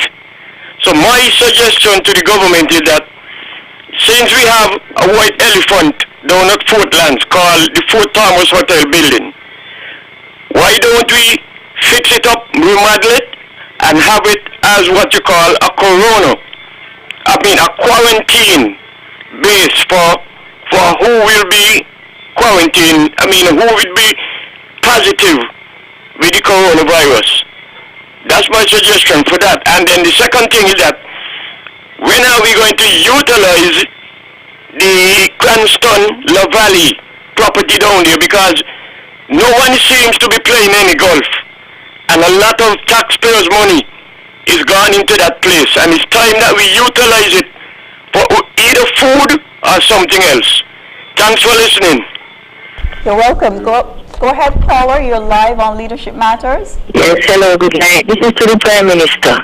I would like to know if the pensioners who was off, if they are not due to the COVID, because if we are getting enough pension, we will have to go to work, and we bills is getting higher and higher. We were asked to, and I think we need something also. Thank you. Thank you, caller. Good night. You're live on Leadership Matters. Go ahead, please. Good night to everybody. This is Dumpling speaking. I would like to say something to Mr. Grant. Mr. Grant, what part of idea by the terminal who was not back that you're going to be just a waste of government money, tax money. You understand?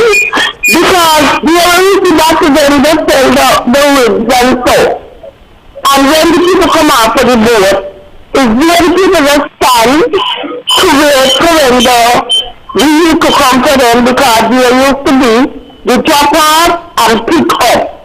And now I see them coming and move the stone them, the big stone where you put them in the commando, the cars and sink them, the ship tank.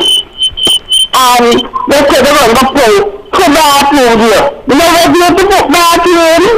You don't have, you have this, must be 4 bathrooms down here where we just sit. And you have 4 up there by the bridge, by Corey. This thing when they pay up thing down there by the ferry terminal, it then jam up them there with this building where the building. And people can't get to walk properly down there, people don't sit with chair and all kind of thing. Okay. You know what I used to say they have to do? The last them have to come all the way down. We started the state, parking up all the officer boys, we start to go on the play. And when the people them come to go on the place to put the things on serious flow. Thank you, caller. Minister Grant left. He had to leave, but the Chief Executive Officer of the St. Kitts Tourism Authority, Ms. Raquel Brown, is here, so she will address your concerns. Go ahead, caller. You're live on Leadership Matters. Good night, please. Hello? Yes, go ahead, please. We can hear you. Yeah, good night, Leadership Matters. Prime Minister, I'm back again, Bucky got it. Question, well, more of a comment. I'm not sure if you're aware, but the pork production have been increased. I've seen a lot of young farmers coming on stream, which means that they're doing the right thing. You have boost agriculture, and a lot of young people are coming on board, and the farmers too. Farming is also increasing. What I want to know, how are we going to fight the importation? If the government will help our local farmers so we can sustain the local market here and decrease, not done away, but decrease the importation of food and meat products. Thank you very much. We have one call. Good evening. Good evening. Mr. Prime Minister, thank you for keep up that good work we all are doing, the entire panel tonight, particularly. Now, my suggestion, which may sound very weird to everyone else, but I cannot understand why Carnival is being planned this year, considering that there's so many problems involved, and we are working at our country to keep it at the best as possible, trying to open up the borders on top of that, and I cannot understand the Kitchen person themselves have to pay for these carnival costumes and everything. Money is not as available as it used to be. So I'm wondering, why is it that thought hasn't more gone into just having little village carnivals, area carnivals instead, small things, and then go back to our old-time Christmas in the town, and therefore being the highlight of Christmas, bringing God into Christmas, where it should be. Thank you very much. You're welcome. We have another caller on the line, but I'd like to invite the public to tune in to ZIZ for a special panel discussion this coming Wednesday night. So tomorrow night at 8 p.m. Carnival will be the topic of discussion. We have another caller on the line. Oh, no, we don't? Okay. Okay. Good night. Hi, good evening. Good evening. I want to know when there will be a publication of a set phase plan, aside from the state of emergency restrictions that are currently in place, sort of like a phase plan that's put together by some of the other Eastern Caribbean states. And I'd also like to echo the sentiments of a previous caller in regards to the Fort Thomas Hotel being used as a quarantine facility. So yes, I would like to know when there will be an actual publication of a phase plan. Thank you. Much. We have another caller on the line. Go ahead, please. Okay, the phone line is flashing. Okay. All right, thank you. I'll go to Ms. Raquel Brown. I'll bring you in. You've been waiting patiently. Thank you very much. Go ahead, please. Good evening, everyone. There was a caller who Minister Grant spoke to cruise, but there was a question in relation to anticipation of the stayover arrival rate. At this time, with everything that is happening in our source markets, it's really not, we have no way of making any projections. Our hotels are closed, our borders are closed, and so at this time, we have no way of really seeing the forecast. So at this point in time, until we know when our borders are going to be reopened and there is the actual booking in place that will be confirmed by hotels, we can't confirm on our stayover rate. Also, it will also take into account yachting. So at this point in time, however, because our borders are closed, we can't anticipate and we don't want to say what that will be. Also, in relation to opening up the local economy for for citizens and residents to use our attractions, our restaurants, our hotels, and to allow them to have experiences so they too can have a holiday, they can have a staycation. Yes, we agree, and we have met the Ministry of Tourism and St. Kitts Tourism Authority. We have met with our hoteliers and we have had discussions with our tour operators as to regards to the ones that offer water-based activities. So they are looking at their local rates. They do have local rates, but I'm sure they're going to look into revising them, considering the extension of summer and us not having visitors come to the island internationally or regional. Also, attractions that will be determined in the reopening plan, the phase process. So at this point in time, it is going to be discussed. It is going to be looked at what the pricing can be from hotels to attractions to tour operators. As it speaks to the ferry terminal, I know Minister Grant and our PS, Mrs. Caroline Henry Martin, they are working on reviewing the plans for the ferry terminal, and there will be upgrades done. I can't speak to them at this point in time because I know it's a work in progress, but I've taken the caller's notes and I'll ensure that they get them. And I believe I have covered everything for tourism at this point in time. Thank you. To the West Bus Line, because this came up last week, the expected completion date is the 7th of August of this year. So that is the expected completion date and the West Line bus terminal, and we hope that we will have a delivery even before that. We appreciate the concerns that are being raised with respect to congestions and other difficulty in accessing services, I am certain that the contractor is being advised that he needs to make haste, and I am confident that he will be able to deliver. The Fort Lands property is an interesting property in the context of tourism and in the context of our country. It's one of the better sites, really, and it has done many things, music festival, etc., etc. It is also a property that is well worked, well depreciated, in a dilapidated condition, and therefore I do not think, from the last I would have seen and heard, that much can be done in terms of repairs. And what we will need to do really is to have a brand new facility. Now, the property has been that way because there are a number of persons who have an interest in it. It is not owned by one person. The government has an interest in it, and several other persons scattered across the region has an interest. We discussed this matter with the Ministry of Finance just last week with a view to see how we'll be able to move on that.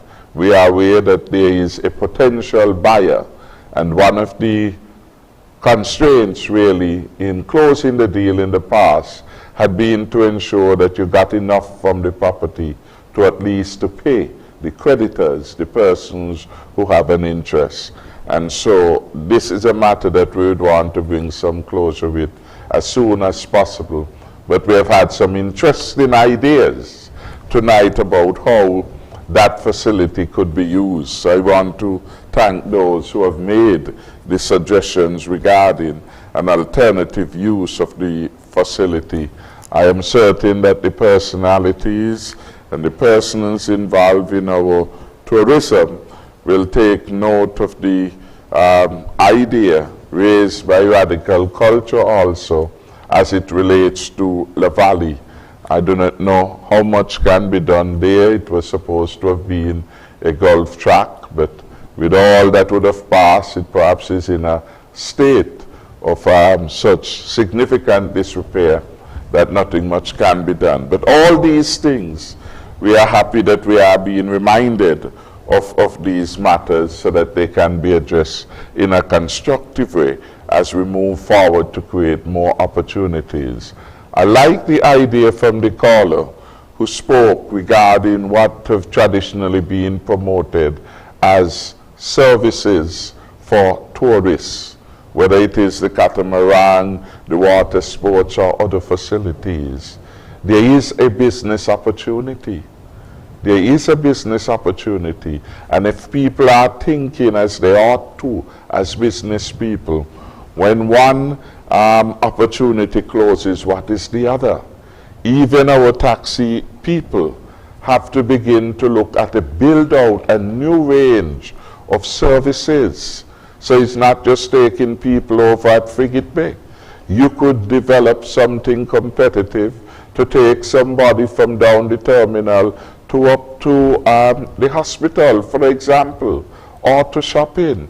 And these are new areas in which people have to think about how can we earn something in this winter season of the tourism product. Winter in terms of the absence, and winter may still be a bad analogy because winter months should be our best months. But winter in terms of the absence, the hard, difficult period of the tourism sector, that the operators again have to begin to think of new opportunities and utilizing, making sure their services are now affordable for local people to participate.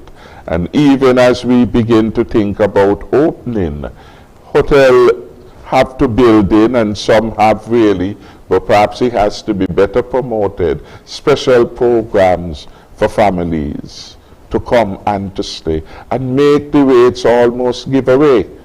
You lose on the room, you gain by through the restaurants and other supports, and you keep an activity there that draws other people to come. And these are some things that are happening elsewhere, which our hoteliers can't be just stuck in the old way of delivering business and in the people to whom they cater to. So again, we have had new ideas. Not all of these ideas, it should be for us as a government to have to say to people. People who are in business have to look to the next opportunity of service, the next area in which we can build on to make money. But we are happy nonetheless that these considerations are coming out at a time when the Ministry of Tourism is engaging the stakeholders. I would advise Ms. Brown to bring these conversations up, because I know sometimes people at Rams, they want to go to Value Mart. Can't special arrangements be made in terms of the pricing to make these things worthwhile? And I'm sure the volume would be such that you really can do reasonably well with respect to that. Bucky raised the matter of the support, and we have seen good pork quality in our supermarkets, and we want to commend all the farmers who are engaged in livestock production and in particular pork. We have been doing well in the production of pork for a long period of time. Part of the challenge that we have had is the pricing, that relative to the price of the imported pork, the local pork is relatively high. And I'm being careful not to say too high lest anybody misinterpret it, but it is far higher per pound than the price of an imported one. And we have to be able to close the gap somewhat if this is going to be sustainable, because our people want products at affordable prices. Now that the government is giving so much to the farmers, and hopefully that will be sustained for some period in the future, we hope that some of that savings would be reflected in the price. The pricing has to be right. I think everyone wants to support local production, but at times the price that we are hearing is not the best one, and it is discouraging. So we have to try harder to bring our price to an affordable basis. And this idea that some people have, if you don't want to buy it, you leave it, and then you're carrying back home all of those products on Saturday, is not a good one. It is better to reduce the price, get something, than to keep at this very high price and have the attitude, well, if you don't want it, leave it, and not taking down my price. Sometimes we have to take the price down, and there'll be other seasons when we can take up. But I want to give the general assurance, full support of the government for food security and for our farmers and fishers. There was an interesting question raised with regard to Carnival, and I hope I won't attempt to answer it, but it's an important one in the context of our lived reality. Are we contemplating Carnival? What kind of Carnival will we have? And the caller had some interesting ideas. Perhaps the COVID-19 has provided an opportunity for us to get back into seeing more of the build-out of folklore and what you call village carnivals. And perhaps, too, it has provided an opportunity, maybe this December, we will hear a lot more of the traditional forms of Christmas music, which at times gets crowded out in the context of our carnival and the build-out of that one. So it's a really interesting conversation. There are ideas that we welcome, and tomorrow there's an opportunity to discuss Carnival in more detail, but I'm happy to have heard such thought-provoking consideration with respect to this matter. Thank you, Mr. Prime Minister. Yes, the topic of the panel discussion, which will take place tomorrow, Wednesday, will be, can we reinvent the way we celebrate? You can tune in on ZIZ's social media platforms, and I think it will also be on radio and television, but more info will be provided tomorrow. Tomorrow it will air 8 p.m. to 10 p.m. The panelists will include Ms. Shannon Harley, who is the chairperson of the St. Kitts and Nevis National Carnival Committee.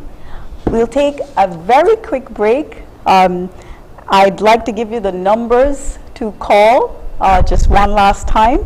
869-466-2666, 662-8674, 767-4765, and our overseas line is 239-645-4500. When we come back from the quick break, we'll take about 1 or 2 more calls, and then we'll go into the wrap-up of the program. We'll be back.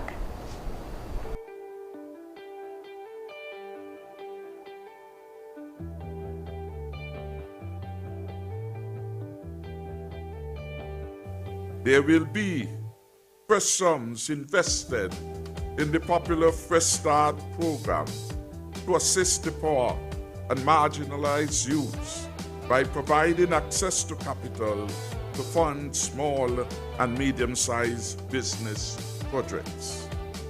$5 million will be provided in this regard.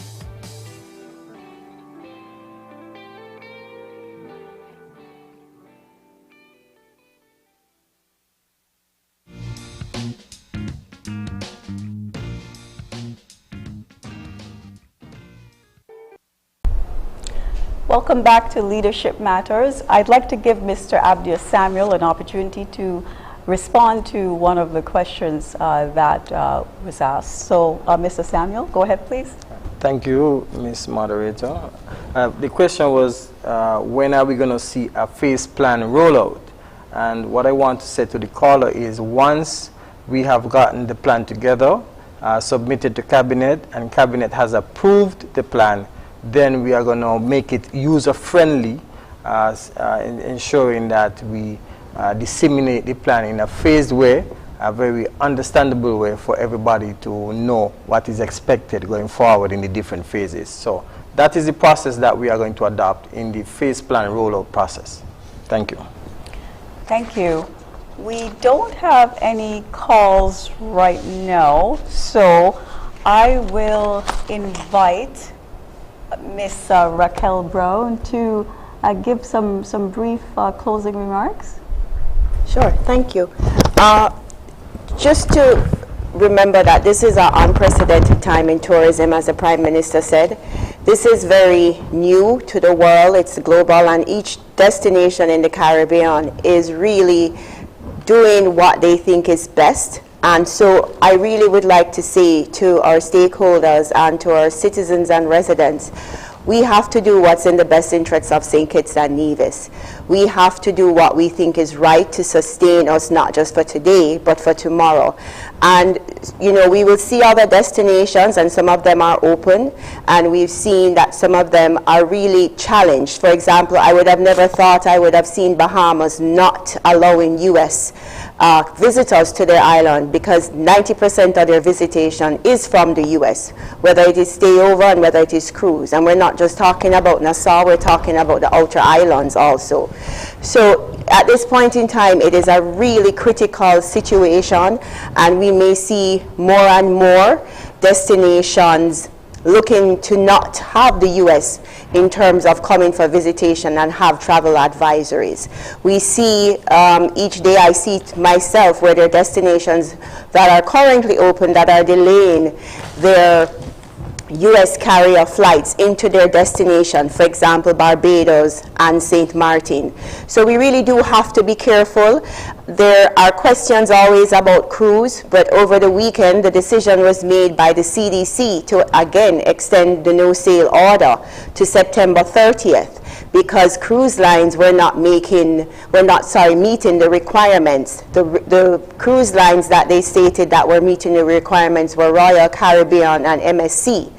There is only one cruise line that is allowed right now to sail to the Bahamas, and it's a Bahamas cruise that's, I think, about 3 days. It's none of the leading cruise lines that we see coming to St. Kitts. It's really a casino turnaround to Nassau from Fort Lauderdale. So at this point in time, we really have to be careful.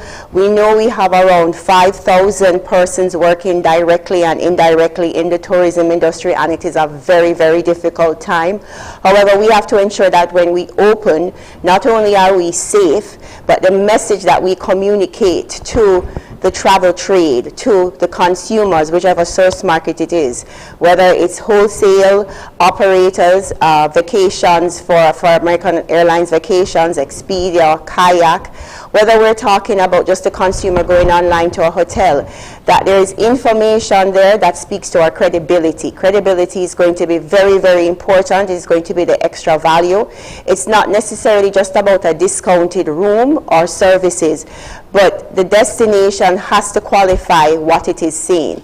And for St. Kitts, because as Minister Grant said earlier, we have a very experienced and discerning traveler that's coming to St. Kitts and Nevis. They're not persons who are not going to be aware of what safety protocols are. They're going to be looking. They're going to be from arrival to departure. So we really have to ensure all of our stakeholders, even down to our craft vendors, even down to the persons who have beach bars, we have to ensure that we have protocols for everyone to ensure that the destination is safe and remain healthy. You know, there's risk involved, and we understand that. However, we don't want to end up where we have to result in a complete shutdown. That is a negative impact, and we've seen what has happened to Antigua in their first 2-3 weeks of opening. So we have to be very careful, and we also have to remember too, in some of the destinations, as the Prime Minister said, for example, St. Lucia, where there are only 7 properties, a lot of those properties, the tourism resorts, are all inclusive. So they're able to have persons stay at the property. They have employees living on property. They're actually discouraging persons to go out to have dinner, to do tours, to do attractions. It's supposed to be provided on island. That's not our tourism plan. That's not what we promote. We promote coming to the destination and having an all-inclusive experience of the destination, going out to eat, going down to the strip, enjoying yourself, sitting down at a beach bar, relaxing, deciding which beach you want to go to for the day, because we don't have private beaches. So at the end of the day, we have to be very careful, and our extension of how we do this will be different from the other destinations, because we have a tourism product that is inclusive of everyone. So we really do have to be careful about what we do and how we do it. We are not quiet in the marketplace. We've been using social media to keep our presence alive. As Minister spoke to, we're doing different activities in different markets because how we speak to our market is different. Yes, we're concerned about the US, who isn't, but it doesn't mean that we're not looking at options to what can happen with Canada or the UK for the upcoming season for stayover, and looking at opportunities for yachting to see how we can grow many of those vessels, whether they're from 30 feet to super yachts. They didn't spend time in the Mediterranean this season, so they're looking for somewhere to go. They are the typical type of customer that we want to come to St. Kitts. So we have already started to look at the marketing and speaking to that demographic so that we can have them look at St. Kitts because they've been to Antigua, St. Lucia, St. Vincent, St. Martin. So what is it about St. Kitts that will be appealing? We already promote social distancing, and everything about the destination speaks to that management of COVID-19. So we are looking towards a direction that when we reopen, we have the safety protocols to help us to improve the integrity of our tourism brand, and then when persons do come, they will have positive responsive to give back to their travel agents or to their families. They'll use social media to spread the word. So at this time, yes, I know everybody is frustrated, but I think it's worth the direction that we wait and we try to do it better than anyone else, so that we can be remembered, just like as we were in an article that we were the smallest island in the Western Hemisphere not to have any COVID cases. So it's important. There's always something called free publicity, and we got a lot from that article. We get queries every day still about when we're opening our border. So I do believe what we're doing in our social interaction is helping, and the demographic that we speak to is looking at St. Kitts, and so we do have to be careful. Thank you. Thank you very much. I invite Mr. Abdius Samuel to make his closing remarks. Thank you, Ms. Moderator. I think at this moment all I want to say is that innovation and creativity are some of the characteristics that we need to employ as we seek to remain on top of the mountain in this competitive world. Now, I think Ms. Raquel Brown has said everything that needed to say in terms of our tourist market. And what I want to reassure the general public is that we are going to do everything necessary to have that multi-stakeholder approach, that all of society approach in ensuring that we continue to have St. Kitts and Nevis as marquee destination for this great tourist product that we have. And we will not compromise the health and safety and well-being of our people. But yet, at the end of the day, we have to strike that balance that is necessary in terms of the virus in itself and the economic activities needed for us to survive. And I want to thank the support that we have been getting so far, and we will continue to work in the best interest of the citizens and residents of St. Kitts and Nevis. Thank you. Thank you very much. I will now invite the Prime Minister of St. Kitts and Nevis to deliver his closing remarks. Thank you very much, Valencia. I want to firstly say a hearty thank you to all those who took time to tune in to this particular edition of the Leadership Matters program. And leadership does in fact matter a great deal. And that is why I chose to come week after week to help the country better understand issues of national importance, to hear their views on these particular matter, because the government that I lead belongs to the people of St. Kitts and Nevis. And so we want your input. The consultative approach is working well. Tonight we heard some very interesting views on the subject matter and other matters, ideas that we can grab and put to work to advance the economic growth and development of St. Kitts and Nevis. So again, I want to congratulate all those who called in and those who tried by WhatsApp to make an input. Raquel spoke about the need to ensure the safety of the destination as a whole. And that to me is very critical. When we are ready to open, we will know. We will know because we would have done as much of the work that is required to be done so we can say we are ready to do business. And you will see the difference. You'll see the difference in the look, for example, at our airports. You will see the difference in the way in which our people are ready to engage, whether they are the immigration officers, the police, the customs officers. All of those people have to undergo a systematic program of training to give the visitor. And importantly, the director of the authority says we have a discerning visitor.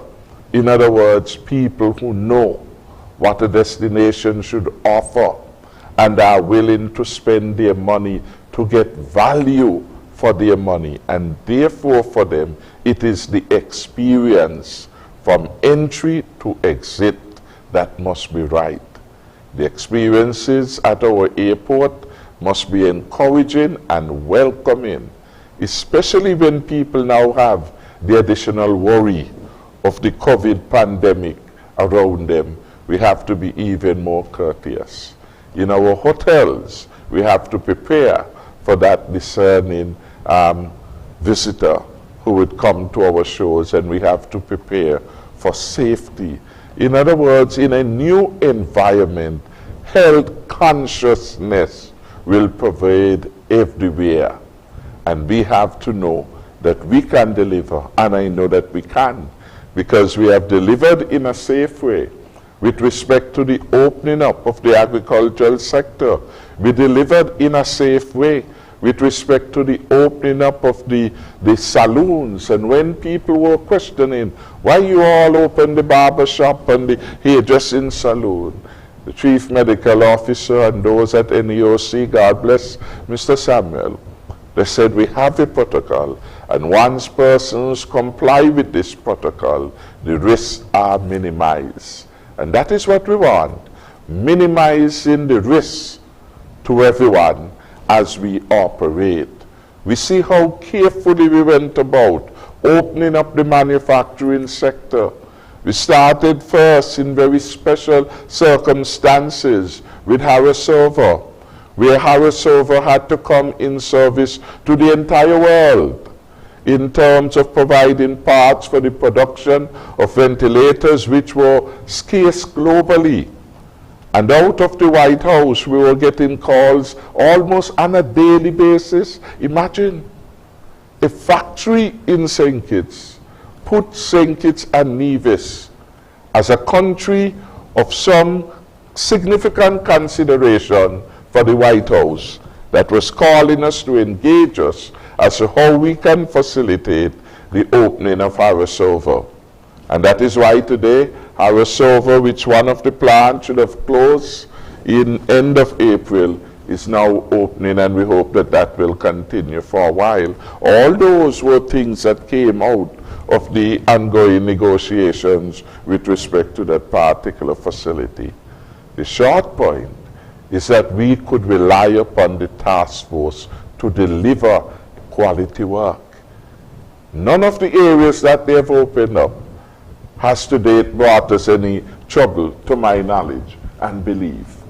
Therefore, we could rest assured that the gentlemen and the ladies who are working on the task force, they know what to do. They are reading, they are researching, they are getting advice, and they are coming up with the best model.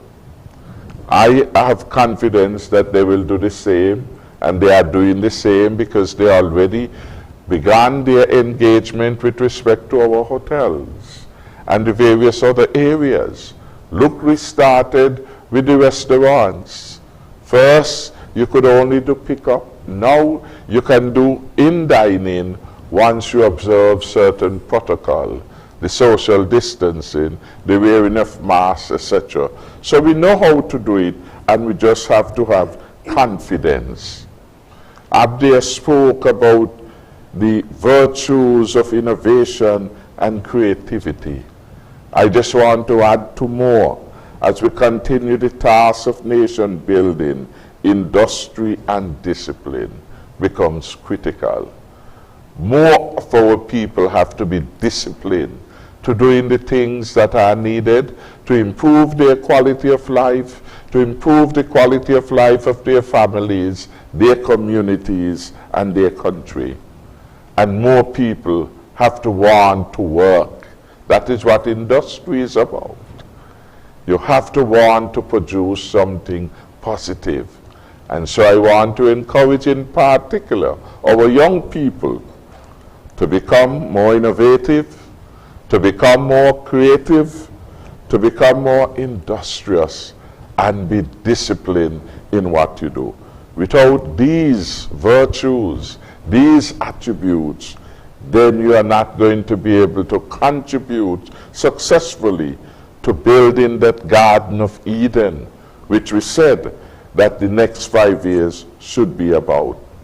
In closing then, I feel very pleased by the conversations we have had tonight and by the quality of the engagement that we have had. I have learned quite a bit from hearing from the fellow panelists who are all here, and we are all in one accord in terms of the need for a careful, managed approach to opening up the country. We have seen, and Ms. Brown made mention of that, I don't have to go back to that, what happens when other countries move a particular way. And she's right. The Bahamas experience is a real telling one. Bahamas perhaps has the biggest bonanza of being so close to the United States of America, has very special relationship with the USA, special travel arrangement with the US of A. And to get up one day to hear the Prime Minister said, well, this thing not working out. Our people are being exposed beyond what we considered to be an acceptable risk. And therefore, our Bahamas Airways, it will stop going to the USA for the time being. And we also are not going to be allowing a number of the US carriers to come. We are going to welcome those from Canada and, as it were, low to moderate risk jurisdiction. It is these things that we must ponder as we try to meander our way safely out of the COVID-19 pandemic. We must not lose hope, and we must not lose confidence. I want us to remain confident and hopeful that working together, just as we all were talking here, finding ideas, each one learning from each other, working together, we can resolve the challenges that are there, and most importantly, beyond the challenges, find new opportunities for the people of St. Kitts and Nevis. And whether these new opportunities are going to come in new product offerings, which Ms. Brown spoke about and Minister Grant spoke about tonight, or it's going to be new sites, new locations, whatever it is, we have new opportunities to consider. And those of us who are the first to come forward with these ideas are going to get the first mover advantage. So God bless this country that I love, and may God bless the people of St. Kitts and Nevis, and let us all continue to keep ourselves safe by following the protocol and, leave the rest to God. Thank you very much, Mr. Prime Minister. I have updated information on the panel discussion titled, Can We Reinvent the Way We Celebrate? It will be only on Facebook. You can check it out on ZIZ's Facebook page tomorrow, Wednesday, July 22nd, from 8 p.m. to 10 p.m. The panelists will be Ms. Shannon Hawley, Raphael Rodney, Clement Monarch Ogaro, and Patrice Harris. Indeed, when all of us look at the excellent all-of-society approach to the coronavirus pandemic here in St. Kitts and Nevis, we can say indeed leadership matters. There has been meaningful collaboration between the private sector and the government, and businesses in St. Kitts and Nevis must be commended for their effective response. I'm sure many of us, most of us, all of us have seen the no mask, no entry signs that are placed on all businesses, in fact. And when you go in there, you get your hand sanitizers, and everything is pretty effective. So we thank the businesses for working hand in hand with the government. And in fact, Prime Minister Harris has come out front very early to strongly encourage the wearing of masks. And it's also included in the Emergency Powers COVID-19 number 10 regulations, which you can find on www.sknis.kn and on all the government platforms. Regulation number 15 speaks to wearing masks outdoors. So thank you very much for joining us tonight and for spending this time with us. Have a good night.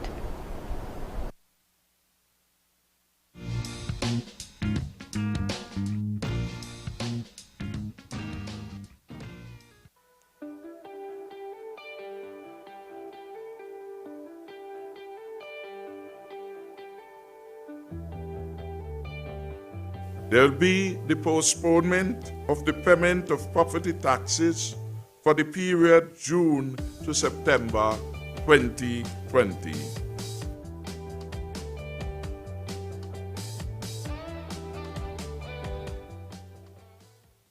Protect yourself from the novel coronavirus.